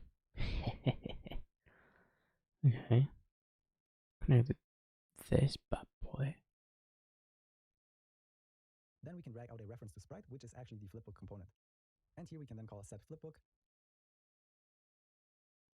Why did you click away? Component. And here we can then call a set flipbook. Then we can drag out a reference to sprite, which is actually the flipbook component. A reference to our sprite. Which is actually the because we are in idle, right? Yeah, okay. And here we can then call a set flipbook. And set the new flipbook to fb_player_run. Then connect this node to the true output of the branch. You can also double-click these lines to create reroute nodes to organize the blueprint a little bit. Then we can just select all of this, Ctrl-C to copy, and then Ctrl-V to paste, and connect it to the false case. Here for the new flipbook, we want to select the fb_player_idle. And now we can just go back to the map and press play. Then we can just select all of this, Ctrl-C to copy, and then Ctrl-V to paste, and connect it to the false case. Here for the new flipbook, we want to select the fb_player_idle. Okay.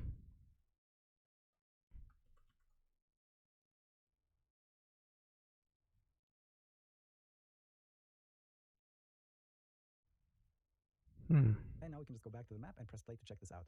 We are now.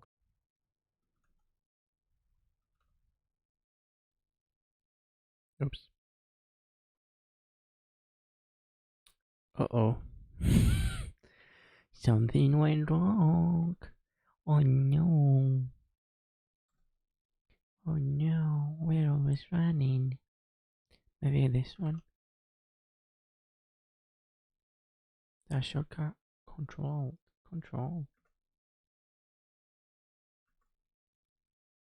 Yeah, that's not really gonna work. Alt P. Oh my god.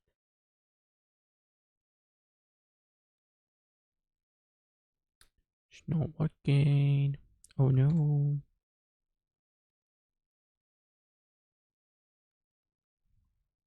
Correctly switching between the walk and idle animation if we are Nope, not it's not moving, working. or a positive value if we are moving. So here we can simply check for greater than 0. Wait, we're not connecting the greater than to anything. Then put a branch here, which basically is an if-else statement if you're familiar with other programming languages. Oh my Then we can drag god. out a reference to sprite, which is actually the flipbook component. And here we can then call set flipbook. Gosh.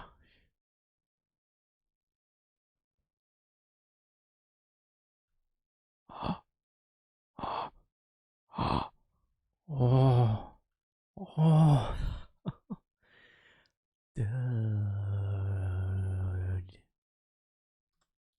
We are nailing it. Oh my gosh. So happy. And set the new flipbook to fb_player_run. Then connect this node to the true output of the branch. Yeah, we did all this. In the walk and idle animation if we are moving. Next up, we want to put in the jump, rise, and fall animation as well. First, we want to clean this up a bit, and we can select all No, of we these don't. nodes we use for switching between the run and the idle. If you can't select all of them at once, you can hold shift or control to get them in multiple goes. Oh my gosh, YouTube. Right click the return All value. things are so badly. Now we need to know if we want to use the X, Y, or Z. Again, if we go to the map and click on the player start, we know that the blue arrow is up or down. And if we drag this around, we can see that the Z value is the one that changes. So back in the blueprint, we can then check for the return value Z and see if it's smaller than 0. This means that Wait, why is yours so big? the blue velocity.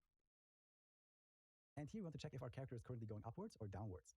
Oh, it's doing the jump. In this case, play the FB player jump rise. Make the transition directly at the apex of the jump, but after descending a little bit. For simple things like we did now, this method works just fine. However, once you make more complicated games with a lot more animations, this can be a bit hard to manage. For that reason, somebody made a free plugin called PaperZD, which adds support for animation graphs that make handling animation states much simpler. This is definitely something that will make your life a lot easier when making 2D games with Unreal Engine. I actually made a full 12-hour course about 2D game creation with Unreal Engine, in which I teach you how to create 4 awesome games. We start out slowly by creating a simple quick draw mini game, then move on to creating a classic arcade masher game, and the last 2 projects will make use of the free PaperZD plugin, and we'll go into detail on how you can set it up and get the most out of it when making more complex games. We'll use this to create a platformer game with enemy AI and gimmicks, and lastly to also create an action platformer in a 2D 3D hybrid style that includes melee combat and some Metroidvania elements. So if you're interested in mastering Unreal Engine 2D, check out the discount link in the description. The next thing we want to do is make our character turn left and right when walking, because now we're always pointing to the right. This is actually quite easy to do. Oh, Back in the really? player, we want to go back to the event graph and look for our IA move event. After the add movement input, we want to right click and get controller. Mm-hmm. Then drag off here and set control rotation. We can drag off from new rotation and look for select. Use the utilities select here. This acts very similarly to a branch, but in situations like this, it can be a bit easier to use. This will now basically just let us. We can drag off from new rotation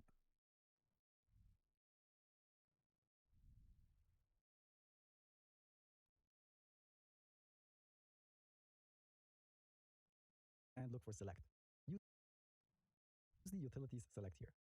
This acts very similarly to a branch, but in situations like this, it can be a bit easier to use. This will now basically just let us pick between 2 options for setting the character's rotation. And how do we decide this? Well, the action value will be something negative for left and something positive for right. So we can just drag off and check for greater than 0 and plug this into the index. Let's start with the true case. Drag off here and look for make rotator and select the one all the way at the bottom. If this is true, we want to point. Let's start with the true case. Drag off here and look for make rotator and select the one all the way at the bottom. Drag and plug this into the index.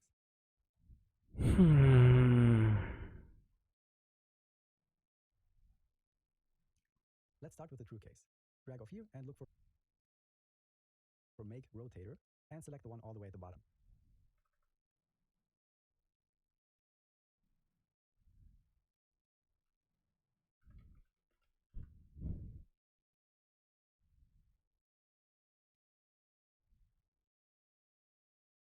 If this is true, we want to point right, so for this we can just leave everything at 0. For the false case,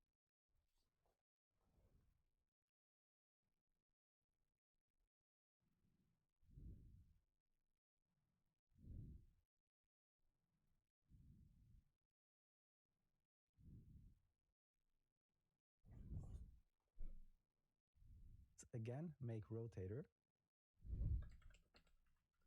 When moving left, we want to turn the character by 180 degrees on the z-axis, so here we can just put in 180.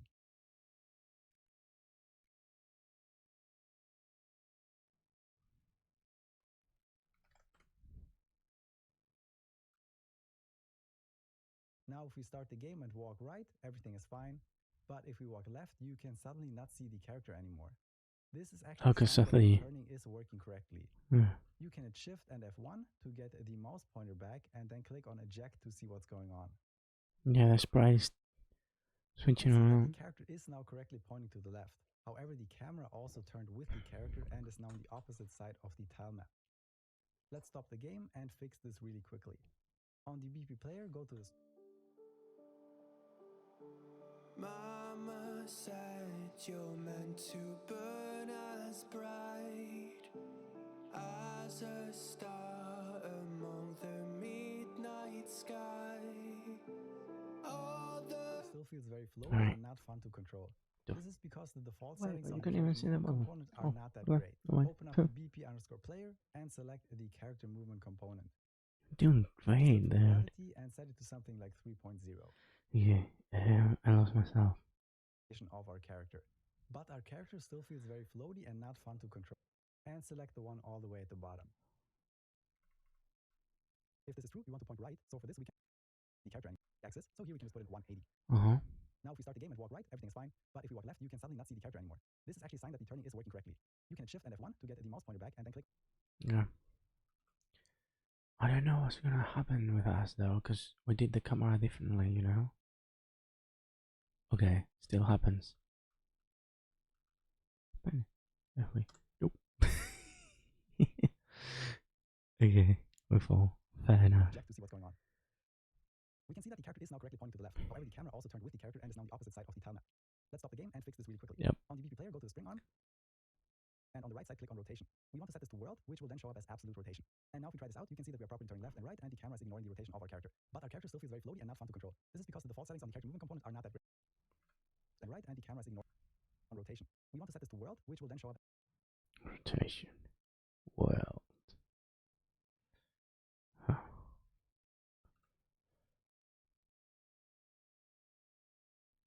as absolute rotation. And now if we try this out, you can see that we are properly turning left.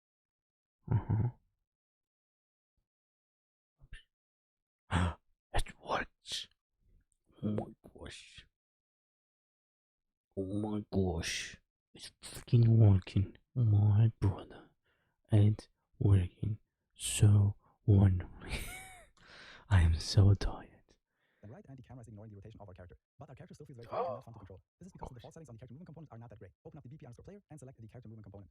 Here just look for gravity and set it to something like 3.0. Okay, yeah, sure. Now if we play the But we game, don't have the jump. falls much faster, but we also need to check for that. Jump seat. Back on the character movement component, look for jump velocity and set this. Okay, sure. Let's jump We in. can then also set air control to something like 0.7 to make the movement in the air more responsive, Okay, more fun to sure. control. One more problem we have is that if we try to walk off the ledge, instead of falling instantly, we just awkwardly walk downward slowly. This happens because of the capsule component in the BP player, and capsules are really nice if you have stairs and slopes, but for things like these, they can lead to problems. Luckily though, there's a simple setting for this on the character movement component. Just look for floor and activate. So, people player, character movement, right? And flow.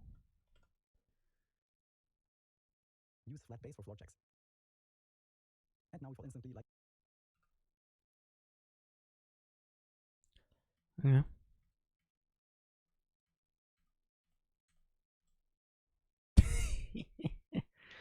Oh, there we go. It is the case with most 2D games. One last setting we want to adjust on the character movement component is the movement constraint.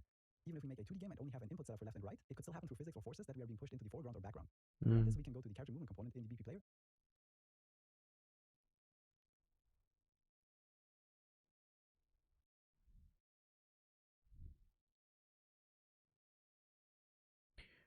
Wait, this is the code. Oh my gosh. Yeah, source inherited C++. This is the actual code. Okay. Nice. And look for constraint. Activate constraint to plane. And in the plane constraint normal, we need to set the direction in which we want to constrain the movement. Again, if we look at the player start, we can see that the green axis is the one which we want to prevent movement in. And this is the y-axis. So on the y-axis, we just set the plane constraint normal to 1.0 to activate it. And now we can be absolutely sure that the character will never leave the original lane. And this is all we have to do to set up the base for a 2D game in Unreal Engine. This might seem like a lot, and yeah, it is a lot to remember, but once you've done this a couple times, it feels like second nature. That's However, it? a free template that is open source that already has all of this set up. You can easily add this to Unreal Engine and create all of your new 2D projects from it, so you don't have to go through all of these steps at the same time to make a 2D game. But it's very important that you follow along with this We tutorial got a game. at least once, so you can understand how all of these different things work and expand upon them. So, what is this? 550. So, at 550, we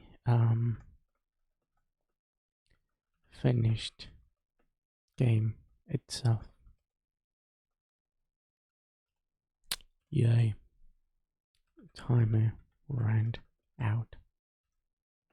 And I thought 10.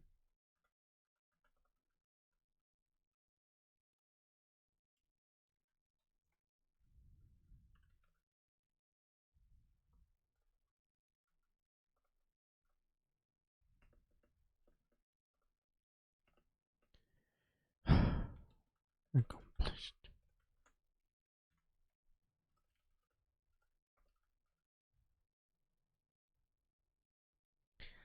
Okay.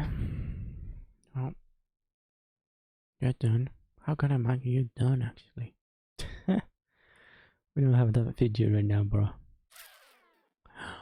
Oh, I know how we could include it actually. Other property. Status or checkbox? No, status will be good. No started in progress done. Perfect. Not started. And now, in a Notion page, we are actually going to what are we gonna do? Oh, right. Group color. No, subgroup. Yeah, that's it. Status.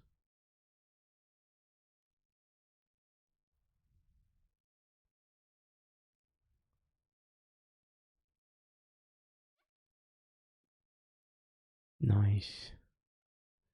So you are done. My gosh. But you, my friend, this is a good way of doing it. Or should we have it the other way around? This kind of thing way are not that done. Yeah, we're better off doing it the other way around. Okay.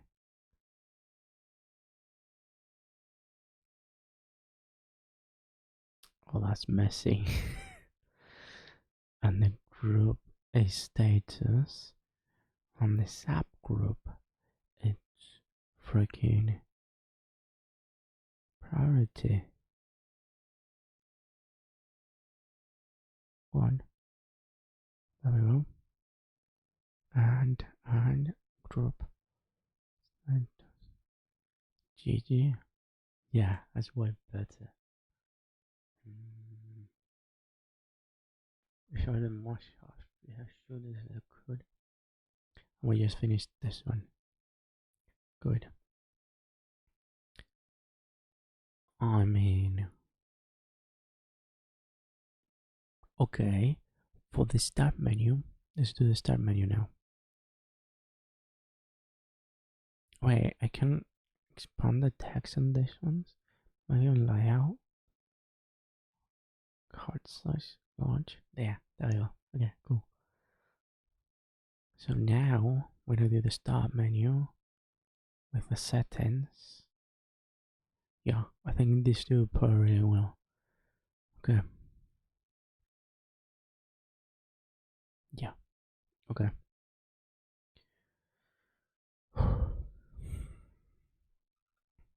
Well, I got the game, we got this, we got that, we got you, we got you, we got the game running.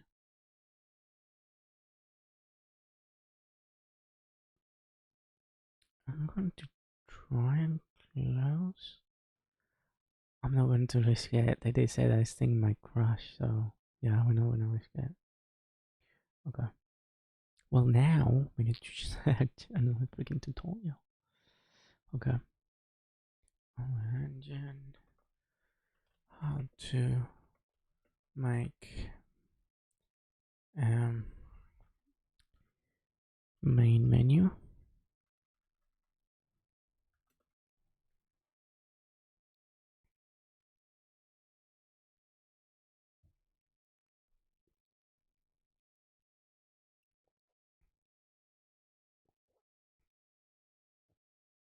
You know what? Let's not watch it.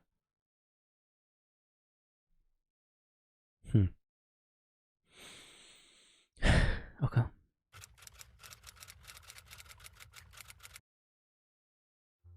And inside of UI, we can name it like this. Perfect. Okay. UI. And inside of UI, we are gonna create user interface.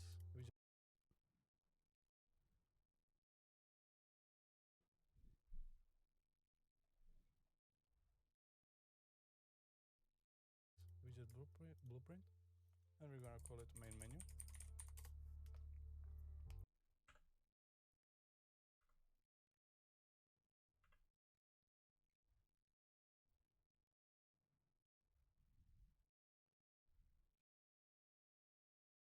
Oh damn, we're laggy as hell right now.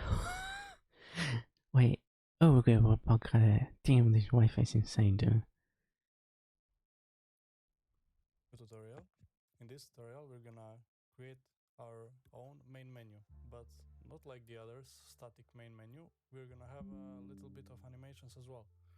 So Oh no. we're gonna create new level. We're gonna call it main menu. We're gonna create new level. Okay. Where are you at? Damn you, YouTube. Must the screen. Third person.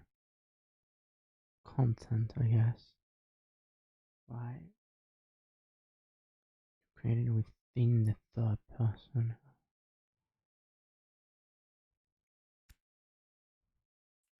Okay. You got your all. You got your power content.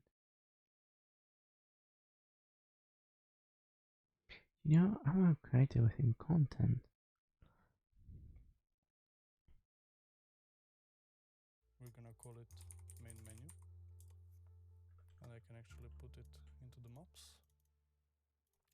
Also, we're gonna create new folder for our UI, and inside of UI we're gonna create user interface, widget blueprint, and we're gonna call it main menu. So we can go inside of our blueprint, and now we can pull. First thing to do, we need to pull canvas panel, because in new Unreal Engine 5 user interface, widget blueprint.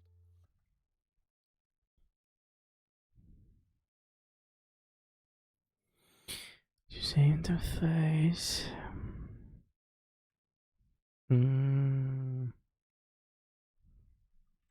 Issue. You say interface. Widget blueprint. Visual. Of course.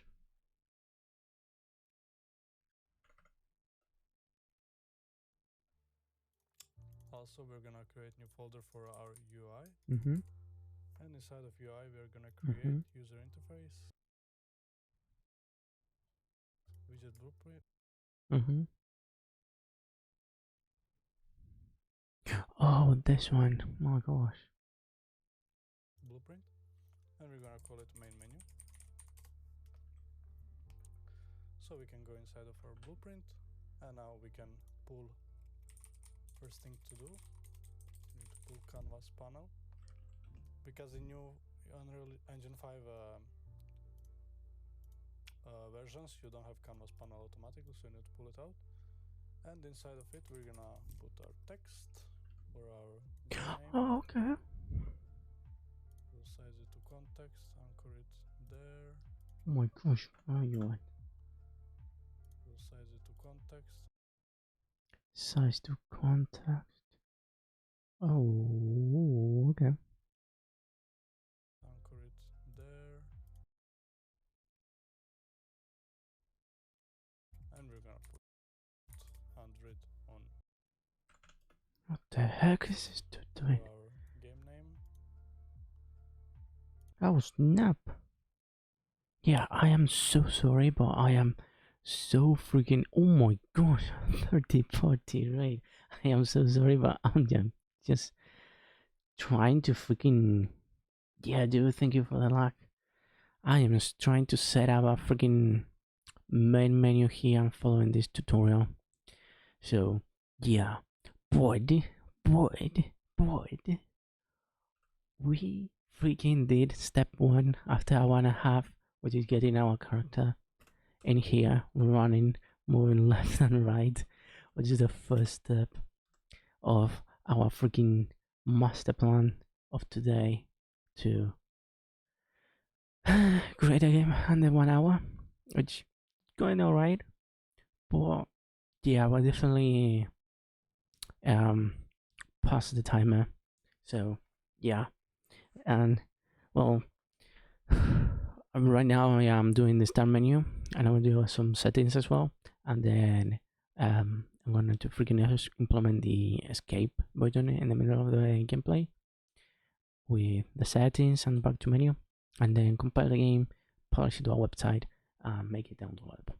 So yeah, though right now I am. Did you know another engine before starting Unreal? Yes, I did. I did. I actually programmed once in Unity for following a tutorial with Brockies, but yeah, that was years ago. But I ultimately went going with Unreal because yeah, I wanna go with Unreal. it was a tough decision, but yeah. I know it's not the best one for 2D at least, but it's a worthy challenge, I'd say. So yeah. I mean, Unity, Godot. Size it to Can you program local with Godot, or do you need me to be online? context, anchor it there, and we're gonna put 100 on. Can I have this in split screen? Or is Unreal Engine going to crash? Oh, this is awesome, dude. That way you can see what I'm seeing at least. Oh, dope. Okay. So, we're dealing with freaking main menu right now, which we actually got last step, but I got lost then. Oh, wait. No. Because it's not being center, Why? and this dude is also not centering as well. So, I'm gonna yeah. Name it horror game. You can put Okay. game. You can put whatever you want here, whatever your name is, whatever you want for your game to be, and we're gonna put alignment. Dude, Y 0.5. why is not? And here as well 0.5. And now we have the name. That's the size of the Y. Which color, what we want. Move it down. That's Y though. So now I will pull vertical box for our buttons. So I will add it. Which means if we move it. Oh, and I'm there we gonna go. anchor it Yeah. to the Well, we just need as simple as possible because we are already over the clock. Oh, there it is. Start. Yeah, play. Done. Next. the left mid corner. Well, I guess we can just add more freaking text boxes, right?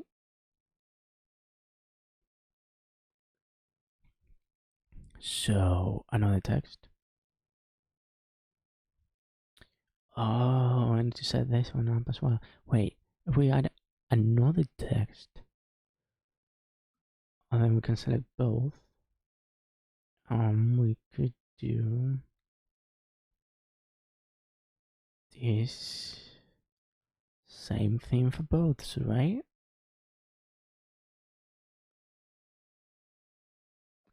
You know what? That looks good. Oh gosh. I'm sorry to finish this thing in one shot for all though. Okay. Play. We need settings. And we need exit. Done. Oh, and this guy is also gonna to go a lot of stuff. Name and do it like this. I Mhm. really like this. So now we're gonna go to the. Wait, We're gonna. do you need? Oh my gosh, this is so blurry. Do you need? You do need buttons. Okay. Damn it. Wait. I could just follow this. You had a vertical box. I mean a vertical box. Followed by. Yeah, I wanna know if they do change anything relevant. Between them like this. What's up? And I'm we're gonna Ture. add padding If I'm. It's literally fucking 3 a.m. right now, and everyone is sleeping, so I'm kind of whispering, and yeah, can't really be as expressive as usual. So yeah, sorry. But dude, I've been trying all day to get Twitch working, and it took me how long, dude? Well, I've been trying since 15, so like what, 5 hours? 5 hours trying to. Damn, it is the first stream though, so yeah. There's that. and I'm gonna create Okay, what is this dude doing though? view. So we're gonna add button. I'm gonna put it like minus 320, I guess.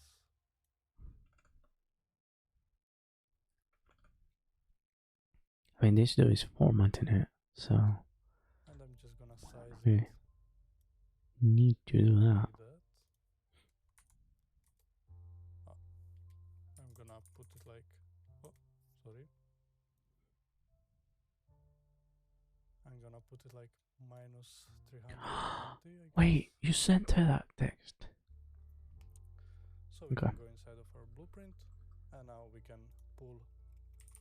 First thing to do, we need to pull canvas panel, because in new Unreal Engine 5 Day one. versions you don't have canvas panel automatically, Okay. so you need to pull it out.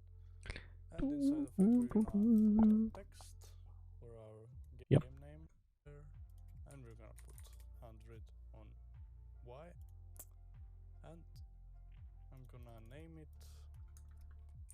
horror game. You can put game.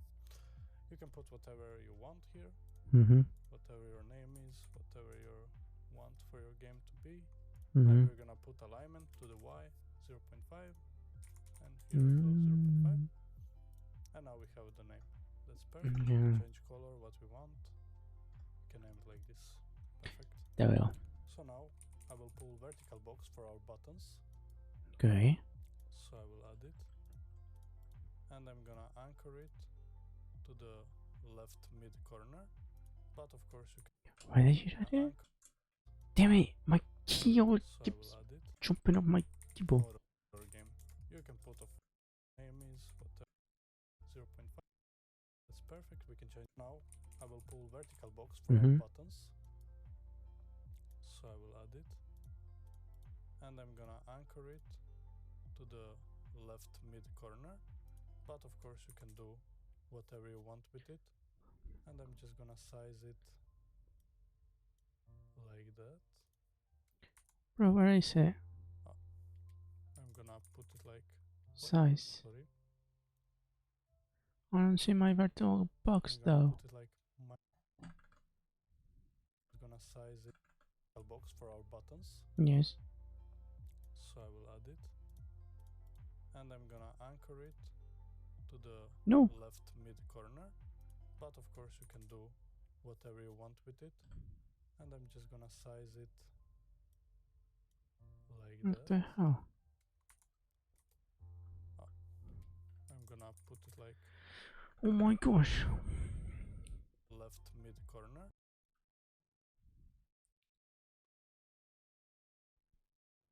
Vertical to our canvas. Yes. But of course you can do. There it is. And now we do alignment here. Oh, I now need to reset that.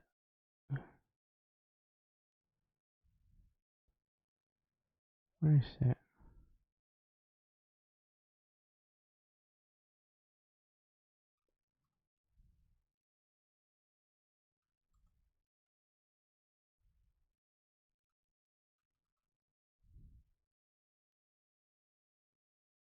Or is it not working? Whatever you want with it. And I'm just gonna size it. Why is it sizing not working?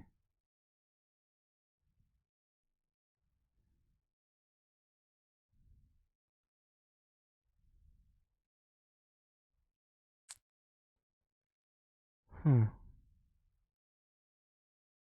Size to content.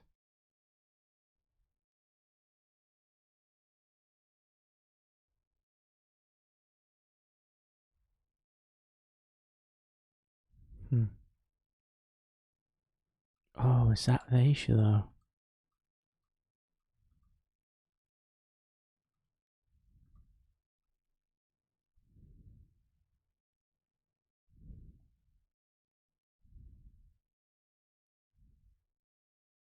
That was the issue. Damn. Like that. I'm gonna put it like, oh, sorry. I'm gonna put it like minus 320, I guess. Done. We can do whatever we want here. It's up to you. So we're gonna add button. And on the button we're gonna add text. And now we're gonna select this button and we're just gonna copy paste it. And I'm gonna create buttons so they fill both. And I'm gonna add spacer so it looks a little bit nicer between them like this. And I'm gonna add padding from the and I'm gonna add spacer so it looks a little bit nicer.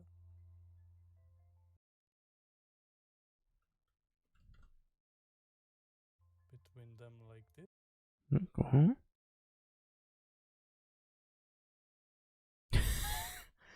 What a tiny space.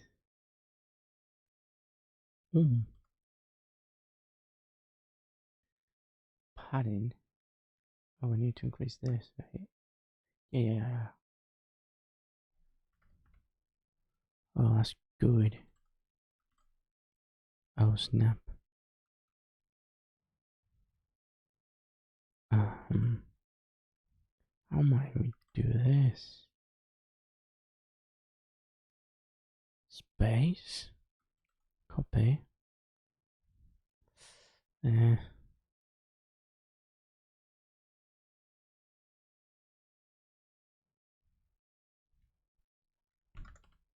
Done. I bet this guy did a much more productive way though. To like 50 and adding from padding from the top 50. Actually we can make it even more.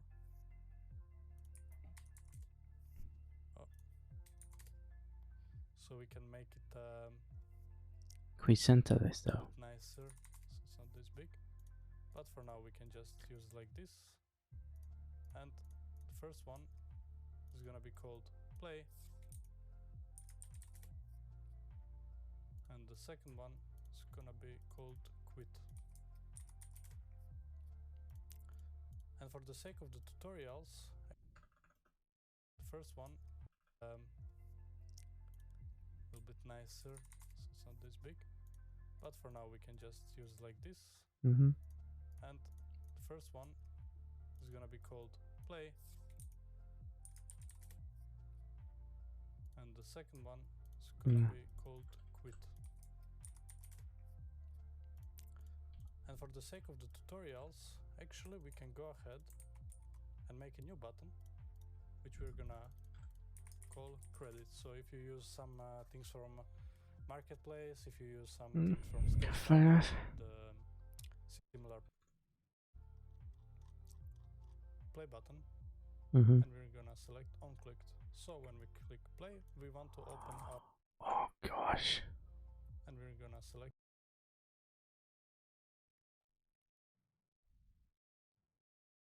events. Variable setting. What variable setting?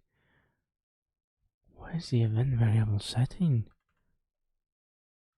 Oh my gosh, bro, what the heck? similar pages. You need to put credits, so we can do it like this. Like this. So. Oh wait, we can actually search for it, right? Nope. What? Oh, at the top, right? Yeah. Okay. Now we're gonna go to the play button, and we're gonna select on-clicked. So when we click play, we want to open our level. So depending what's your level name, of course, you need to put the exact name, and it needs to be exact. So capitalization is also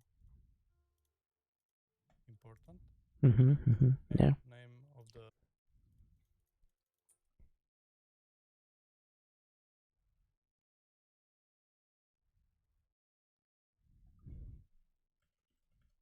What's the level name? Day one?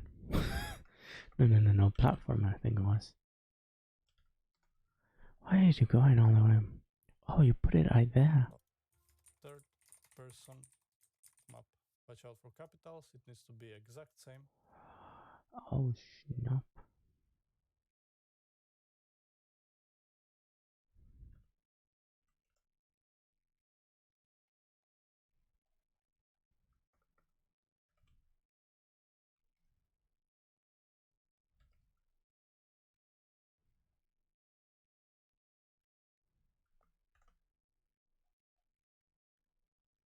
Bruh, for real?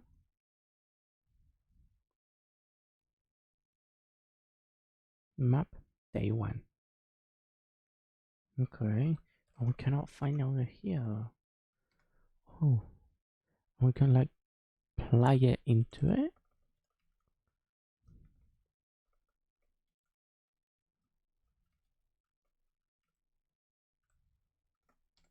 Okay.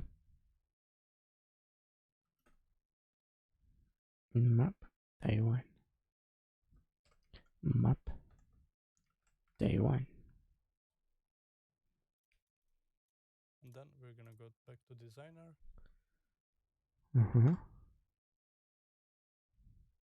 Oh damn. Quit. What do you mean quit? Oh, the button quit. Okay. No, I think I'll quit the freaking. Click. Damn. We're just gonna Base variable. On clicked. call quit game. Quit game. This should work perfectly. Okay. We're gonna Just that.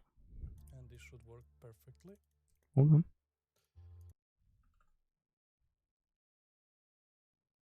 We're gonna open the main menu.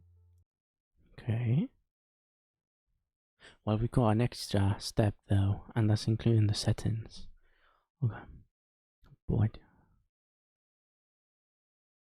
Content. Oh, but this is a map, right? So it should actually go here.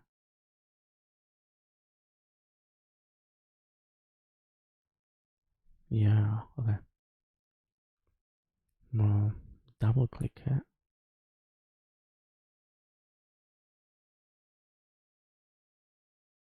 I think I broke it. Do we double click it? We're just gonna call quit game. And this should work perfectly. We're So now, How do you open the main menu? How do you open the main menu? Damn it. we're gonna open the main Just double click it. There we go. menu. Okay. So now, Mm-hmm. we want to create a new game mode for our main menu, so it doesn't combine with your usual game mode. So we're just gonna call it main menu, Another main menu. and inside of it we're gonna create game mode base, and we're gonna call it GM main menu. What? We're gonna create game mode base,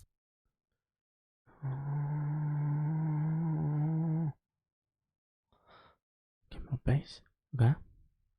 and we're gonna call it GM main menu. GM main menu. Oh, wait. GM main menu. Gosh. Also, we're gonna create controller, player controller, and we're gonna call it PC main. Create Mm-hmm. controller, player controller, and we're gonna call it PC main menu. Okay. So now we will open the GM main menu. Mm-hmm. We will put player controller as our PC main menu, and our default pawn class as none. Our PC main menu, Oh my gosh.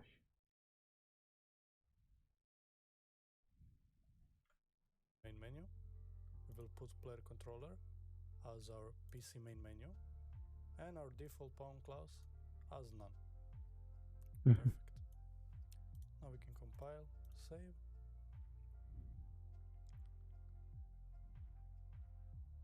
We will also go to the main menu level. Oh. So it was in the third person maps, main menu. And we can open world settings. If you don't have them, you can go here under window and open world settings. Game mode override, we will put it as a GM main menu. So it uses our Right. player controller of the PC main menu. Now, inside of the PC main menu, what we want to do is we go to the main menu, PC main menu, player controller of the PC main menu. Mm-hmm. Now, inside of the PC main menu, what we want to do is we go to the main menu, PC main menu. Mm-hmm. We want to open the event graph, Mm-hmm. and first thing that we want to do is set show mouse cursor. Oh, Wait, what about the world? yes, show mouse cursor, sorry. And after that, we want to, out of our begin play, we can delete this. Out of our begin play, we can create a widget. Wait. Now, inside level, call it PC main menu. Yes. So now we'll open the GM main menu, Mm-hmm. put player controller, Mm-hmm. PC main menu, and our default pawn class as none. Mm-hmm. Now we can compile, save. What do you mean compile save? PC main menu, and our default pawn class as Oh, none. you just save it. Perfect. Now we can compile.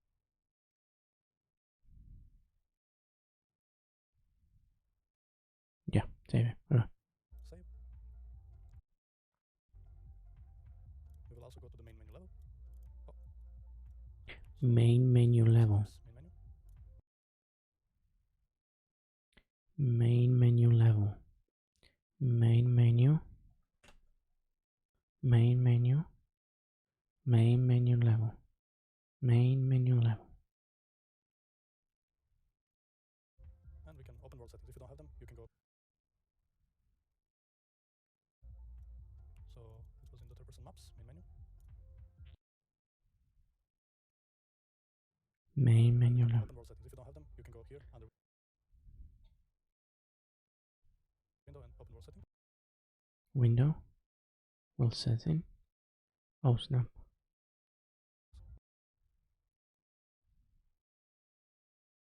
There we go. There we go. Oh my gosh, what is that? STD count. Hello. Oh, hello.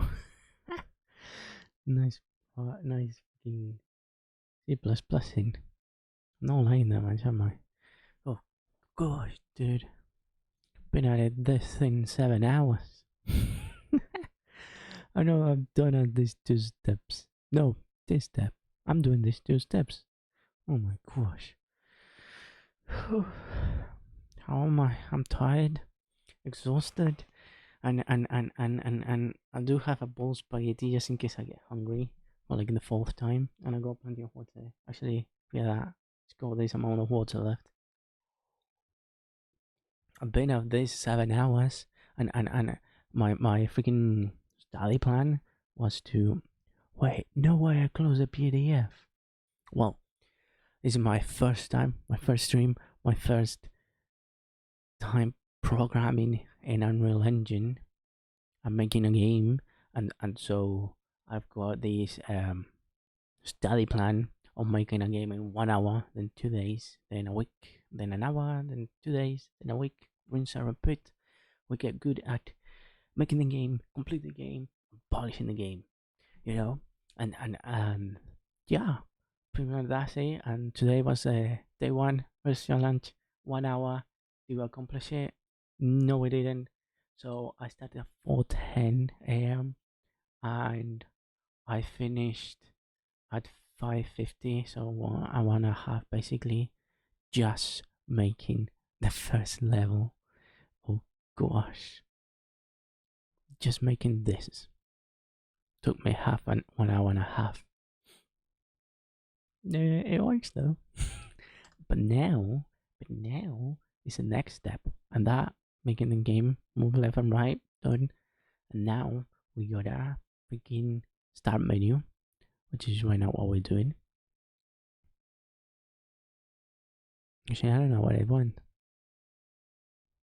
but I know I just created a freaking menu with play, the settings, and the exit, and then we're also gonna incorporate this freaking within settings a graphic adjustment at least a little bit.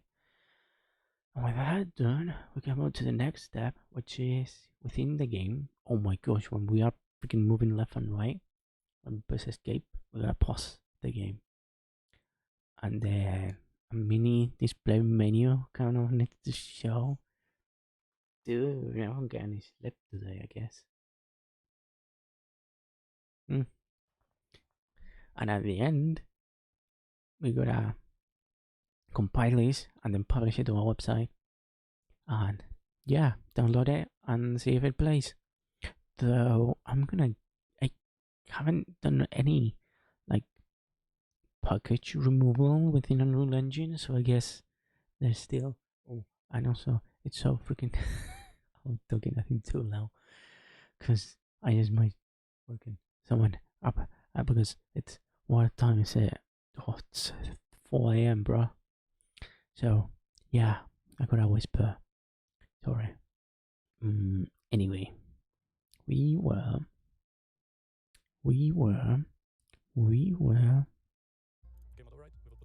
getting this thing done. How about you?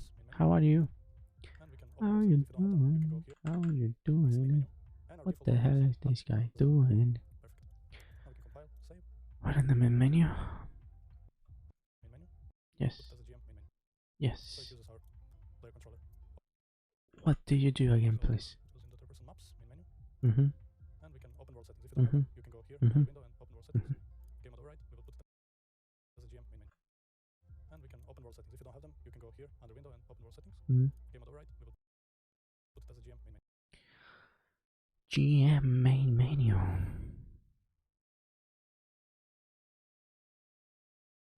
Okay. So it uses our player controller of the PC main menu. Now, inside of the PC main menu, what we want to do Mm-hmm. is we go to the main menu, PC main menu, we want to put the event graph, Mm-hmm. and first thing that we want to do is set show mouse cursor. Oh. Yes, show mouse cursor, sorry. Yes. And after that, we want to out of our begin play, we can delete this. Out of our begin play, we can create a widget. And the widget is gonna be our main menu. And after that, we will add it to viewport. Our widget? It's gonna be a BP main menu, right? No. Why is it W? And the widget is gonna be our main menu.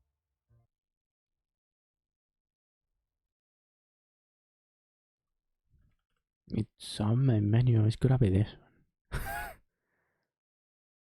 It's gotta. Search for the logo though. Let's look out for the logo if it's the same. And the widget is gonna. Yeah, it's the same. Okay. And after that, we will add it to viewport. And also, we're gonna set input UI on.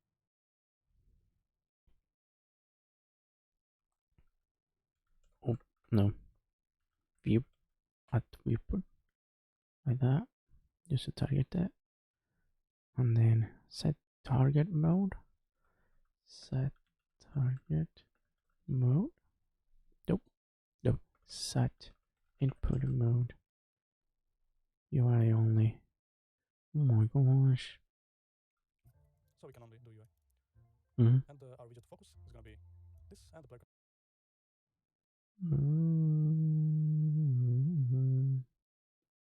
What do you do? So we can only do UI. And our widget focus is gonna be this and the player control.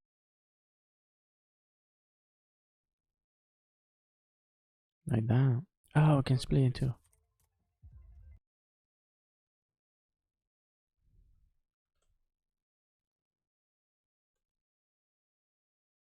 Okay. Have you used the Unreal Engine Assistant online? Unreal Engine Assistant online? No. What is that? Wait, is my Wi-Fi? Okay, I don't think I'm getting. Okay. No, I haven't used it. I'm gonna guess it's a type of AI, right? Unreal Engine Assistant online. Well, they're good. Can I see what you type? Because that got blurred, right? Or do you just type through asterisks? How do you do this?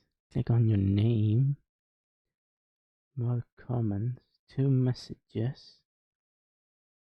Okay, I'm gonna guess you just type 3 asterisks. Or freaking. Oh gosh. I guess you just type 3 asterisks. Or maybe you just go blood pudding. I don't know what Twitch freaking censor something. Unreal Assistant online. Oh, the link. Fair enough. Fair enough. I have no links though. Wait, maybe I can live activity, slow mode, screen, show. No, not from here at least. Oh, but is it from the Unreal Engine website, or is it from more of a community assistant?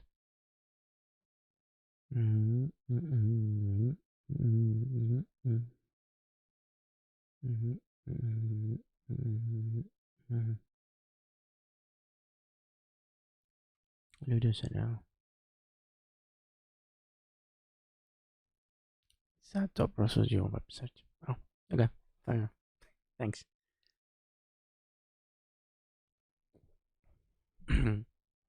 Ooh, ask anything. Good night. How've you been?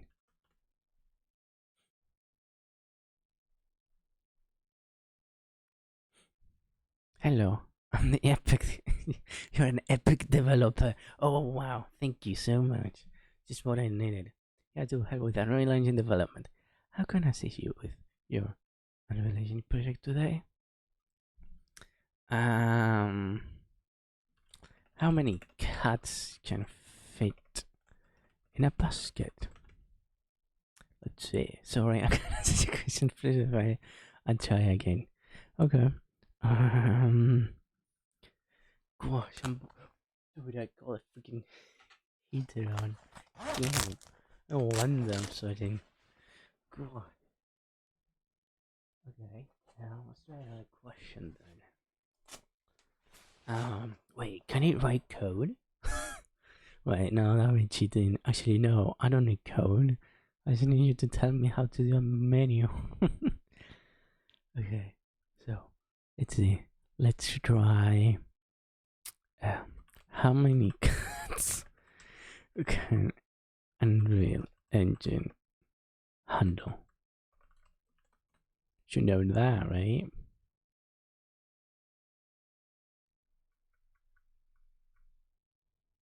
Wait, do I have limited responses? Maybe.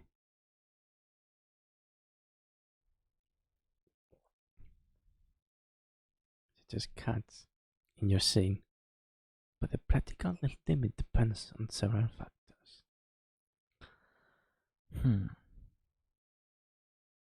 Okay, I'm gonna guess this thing is thinking I have, what is it called? A blueprint class as a character? Because they have upon the inclusive ability to walk around. Upon is an item that can be processed and receive input from a control. It's an ability that can be replaced or spawned in the world. So I think the system is thinking I'm talking about an actor, right? Of characters. Oh, no, an actual character. Because that's a player thing. sorry, I'm tired. I've just been at this for 7 hours, dude. Stress. Dude, and the worst thing, wait, I'm actually gonna get my freaking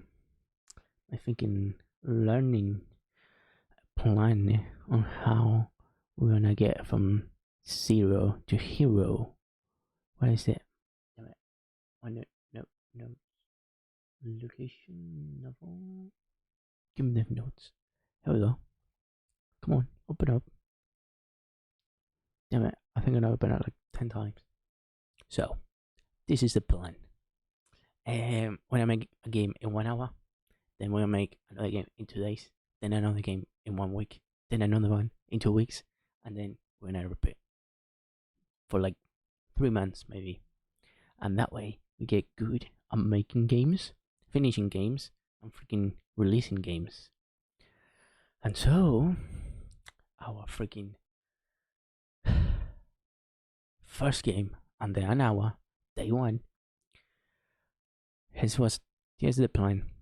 Was make the game itself, our character, to move left and right. Let me start the level. Yep, this one. Which you achieved in 1 hour and a half. And after that, I've been at it. Well, I actually put it here from 5:50. Oh my gosh! It's gonna be about an hour.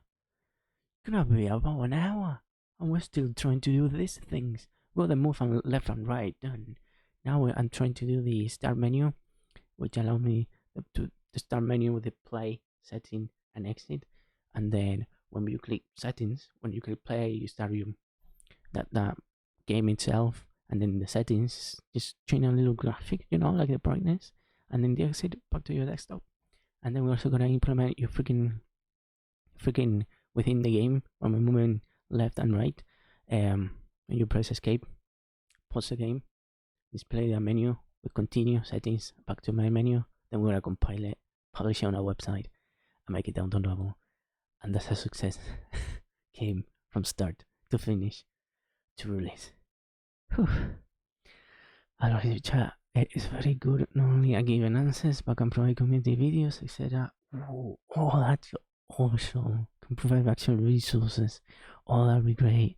So a lot of time trying to find answers. Oh, bro, that's awesome.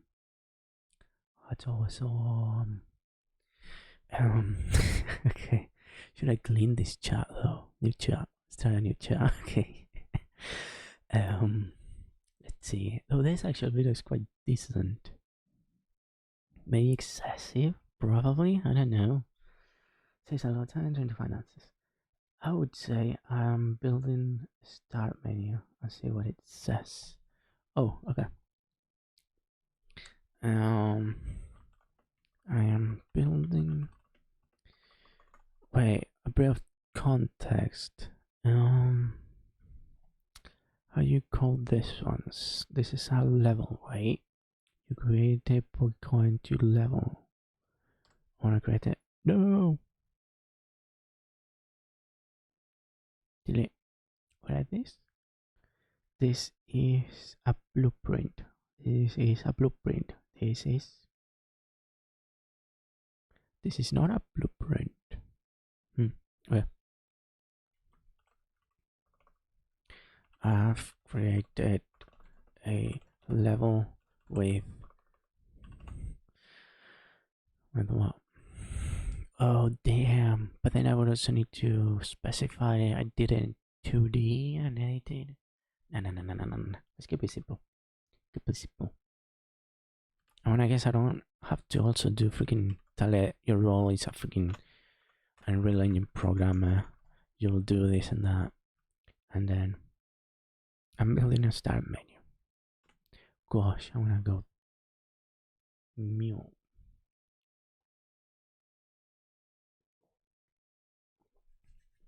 Thinking. Creating widget templates. Yeah, that's exactly what we did right now though. Following this lovely guy. Actually, I am on what? Epic Games developer, how to create my menu in Unreal Engine 5. How old is this video though? 2023. Damn. That's outdated, dude. What version are you running? 5.3?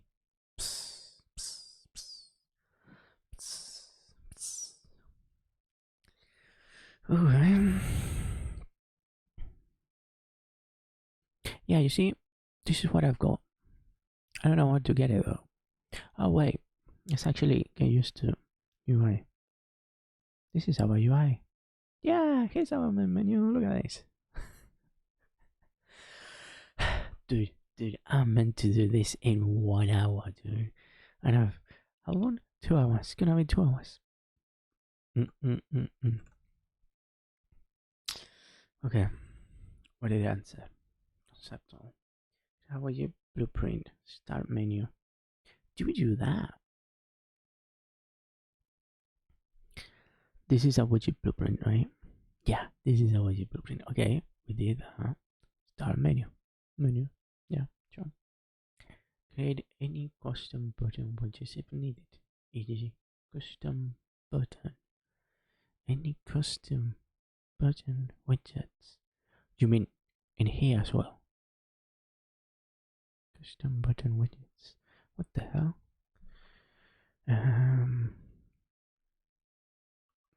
Custom button. No. Custom button widgets. Okay, you mean within the widget blueprint, create any custom button widgets. Okay. Because if we open this up, what do we have here? Button.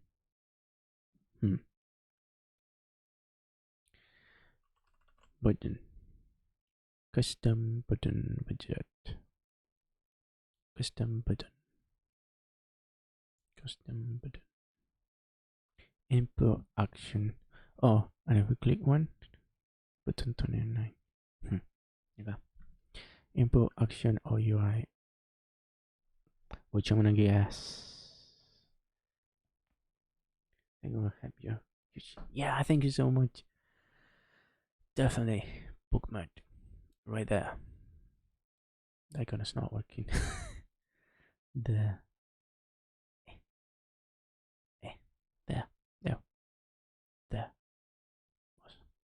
Can I change the name though? No. There. It works. I'm gonna keep following the video though. It seems decent enough.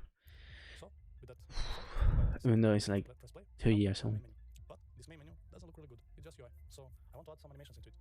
And if we click play, it works. I don't want to know that animation. After Oh, that, wait, it looks just, functional? What the heck? How do you first play thing it? I want to do is set show mouse cursor. Oh, Yeah, we did that. show mouse cursor, sorry. And after that, How do I we want to close? out of our begin Control play, W. out of our begin play, we can create a widget. Yeah, we did that. We did that. Yeah, we're here. With that being said, if we compile it and save, if we press play, now we have our main menu. But this main menu doesn't look really Hello? good. It's just UI. You compile it and save. And then, what do you do? If we compile it and save, if we press play, Oh, you press play. Okay, fair. That was my bad. Okay, we have that. We play.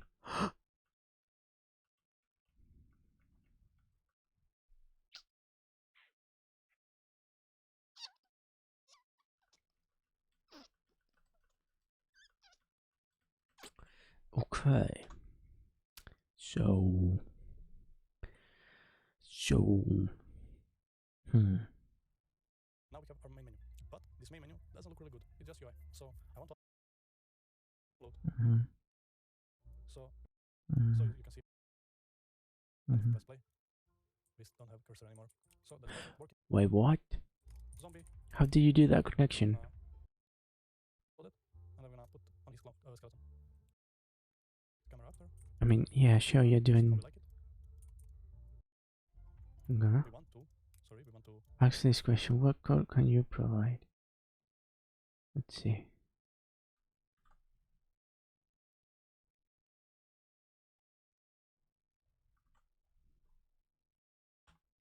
I actually need help on figuring out how to do a level transition whilst preserving the controller of my game without disrupting the main menu thingy majiggy.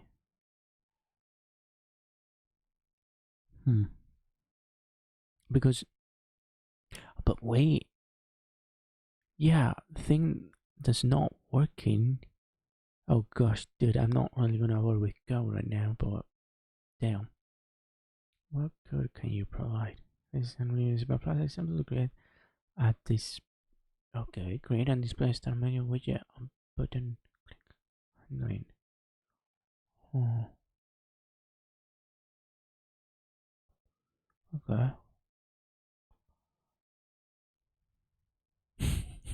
your your UI sucks.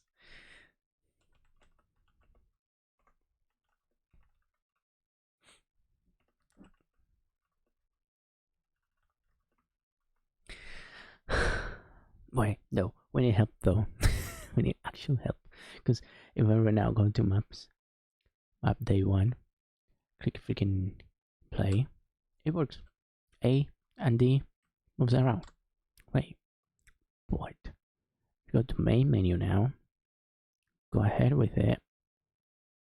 Just do nothing, and this one, oh my gosh. I don't want to click it. But if we click play, it sends us to the next menu. Yes, to our level, which is fine. Oh, they did the connection, but didn't do like the switch of the controller, right? Because now I'm pressing A and D and it's not working. So,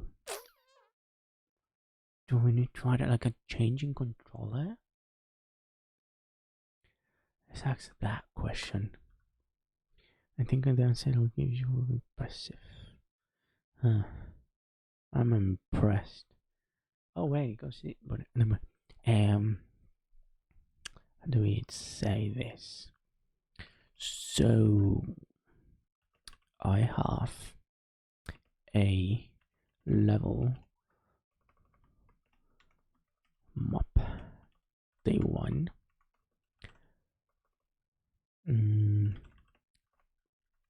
Running a 2D platformer with the we need a controller, which I think I got an input, right?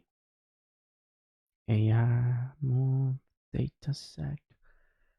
Tell it you are building a blueprint only game, not using code. I just wanted to know what you could provide me. Fair enough.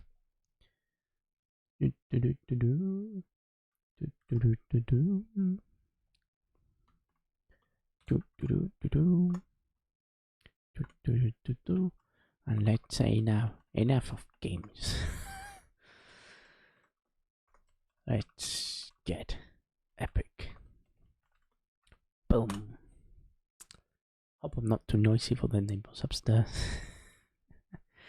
Gosh. 4 AM, bruh. Damn. Okay, so I have a level map day 1. Running a 2D platformer with the, what is this? Input mapping context. Input mapping context. IMC platformer. And the input action and the input action. Well, I don't. Yeah. Well, awesome. Now, question: can this dude know somehow about A and D? Because that's code, right? That's actual blueprints running. PC main menu. Yep, that's the main menu. Do you have any content? Nothing. Okay. Or we might have in blueprints. GM platformer blueprint. Game mode base. Damn it.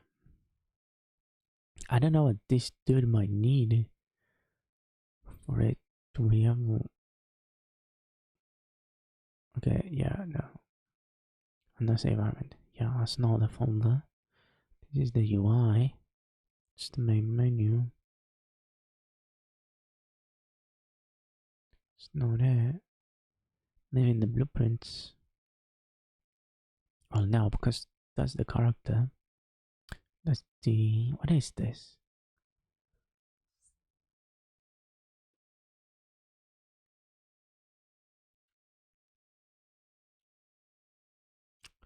What is this? What is this? Oh my gosh, what is this? What are you? Who are you?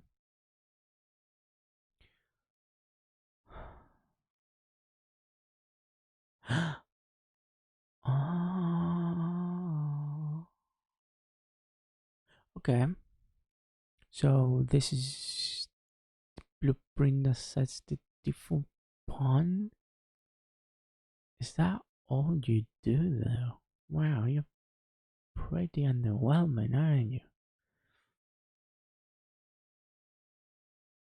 For now, I guess, because I'm seeing take any damage. Okay. Boyd.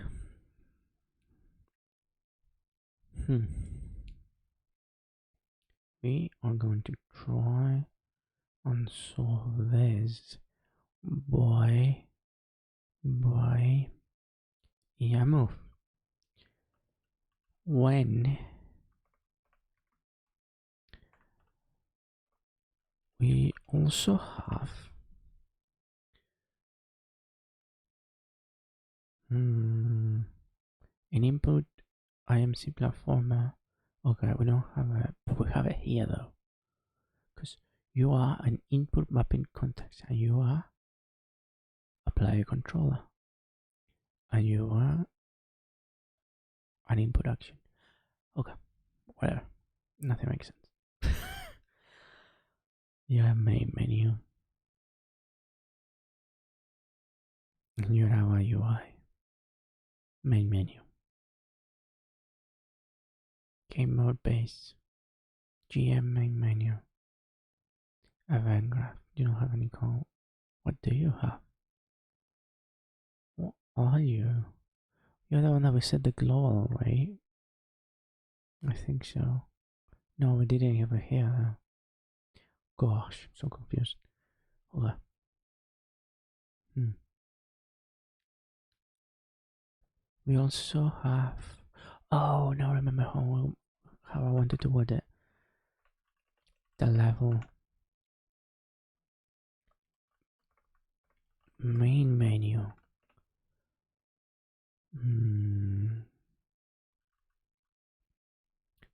That main menu, which is our start menu with the play settings exit buttons. The play and exit work.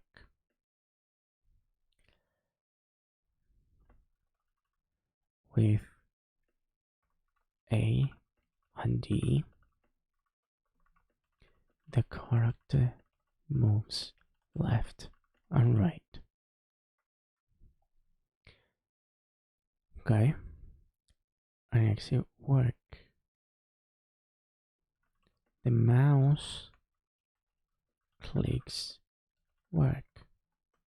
Okay, the day will come when this is fully integrated into the actual engine. Wait, but only Car Pro, isn't it already integrated? Have you seen freaking Smart Poly, the YouTuber? Are you subscribed to Smart Poly? Cause I'm pretty sure in Unreal Engine version 5.7 preview there's already an AI included, no?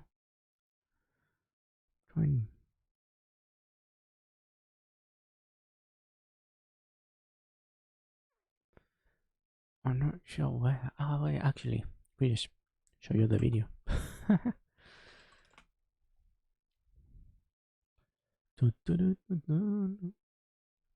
By Epic, not third party. Wait. Go on, YouTube, load up. I don't even know how my laptop is handling all of this. Let's see. Smart Poly 5.7. Every new Unreal Engine 5.7. Oh my gosh, this is dubbed. What is going on? This is actually dubbed. What the heck? Subtitles, audio track. Oh my gosh. Oh my gosh. Damn. It auto dubbed it to all those languages. That's insane. Now, where is little... Wait, there's no AI? They must have it disabled.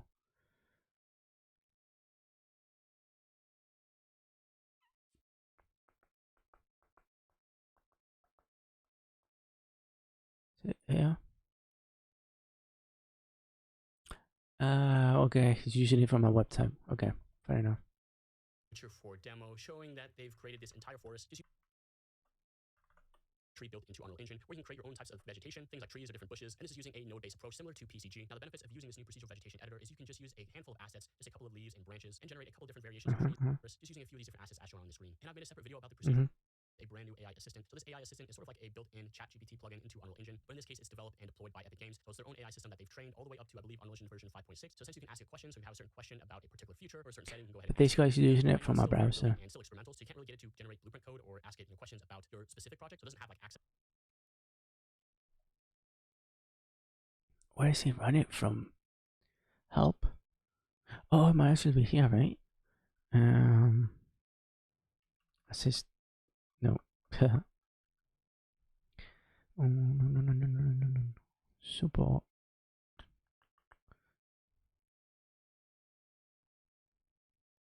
Because it looks like from a tab, from a window from Unreal Engine, doesn't it? To view your code in your project or to make changes to it. So we'll have to see in the future if that's going to be the case. If they're going to update this even further. And again, I have a full video documenting and showing you guys how to enable this plugin and mess around with it if you guys are Oh, it's a plugin. interested. 5.7 also includes a bunch of major performance improvements, including Okay, it's a plugin that brings a freaking you can see here's a web browser, this thing, into a window in Unreal Engine. Fair enough.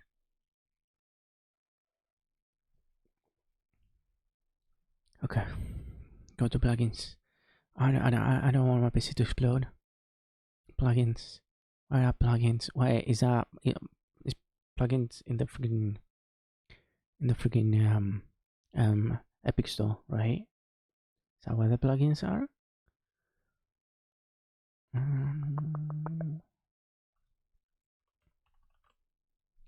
Yeah, I think so. I think that's where the plugins are. Dude, I need to remove this delay and freaking. Wow. Give me a second. I'm gonna change a few settings in freaking Twitch chat. Twitch chat. Twitch chat. Twitch chat. Twitch chat. Channel. Oh my gosh. Why is freaking. Why is Twitch autoplaying every freaking time, dude? Supposed to have it. Oh my gosh. Bro, I can't stream summary. Best stream summary. But I have always felt that. Go to plugins.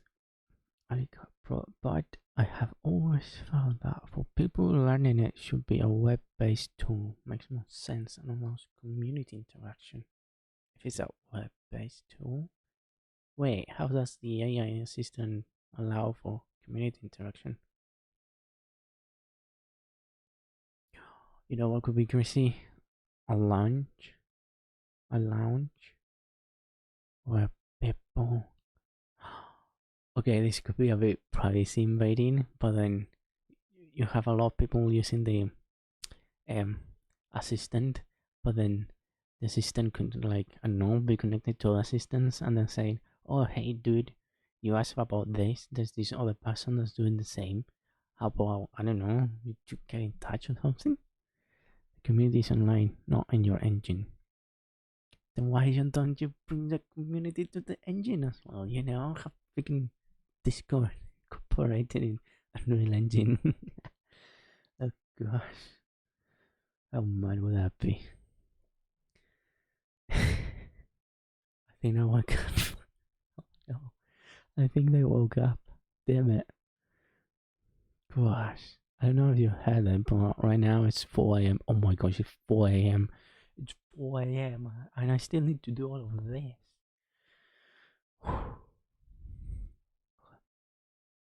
It's a collaborative endeavor. It is indeed. It is indeed. Oh gosh. Hold on. I need to begin do my change the settings in Twitch chat stream. What is it? Channel? I am so lost right now. Oh, moderation, that's what it is. Okay. Mod management. What was it?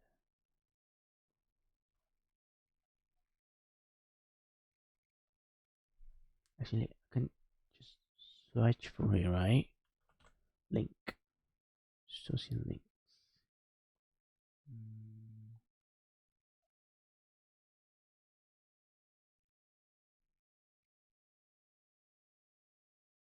Okay. And the other one is, what's the other setting I needed to change in Twitch? Oh, there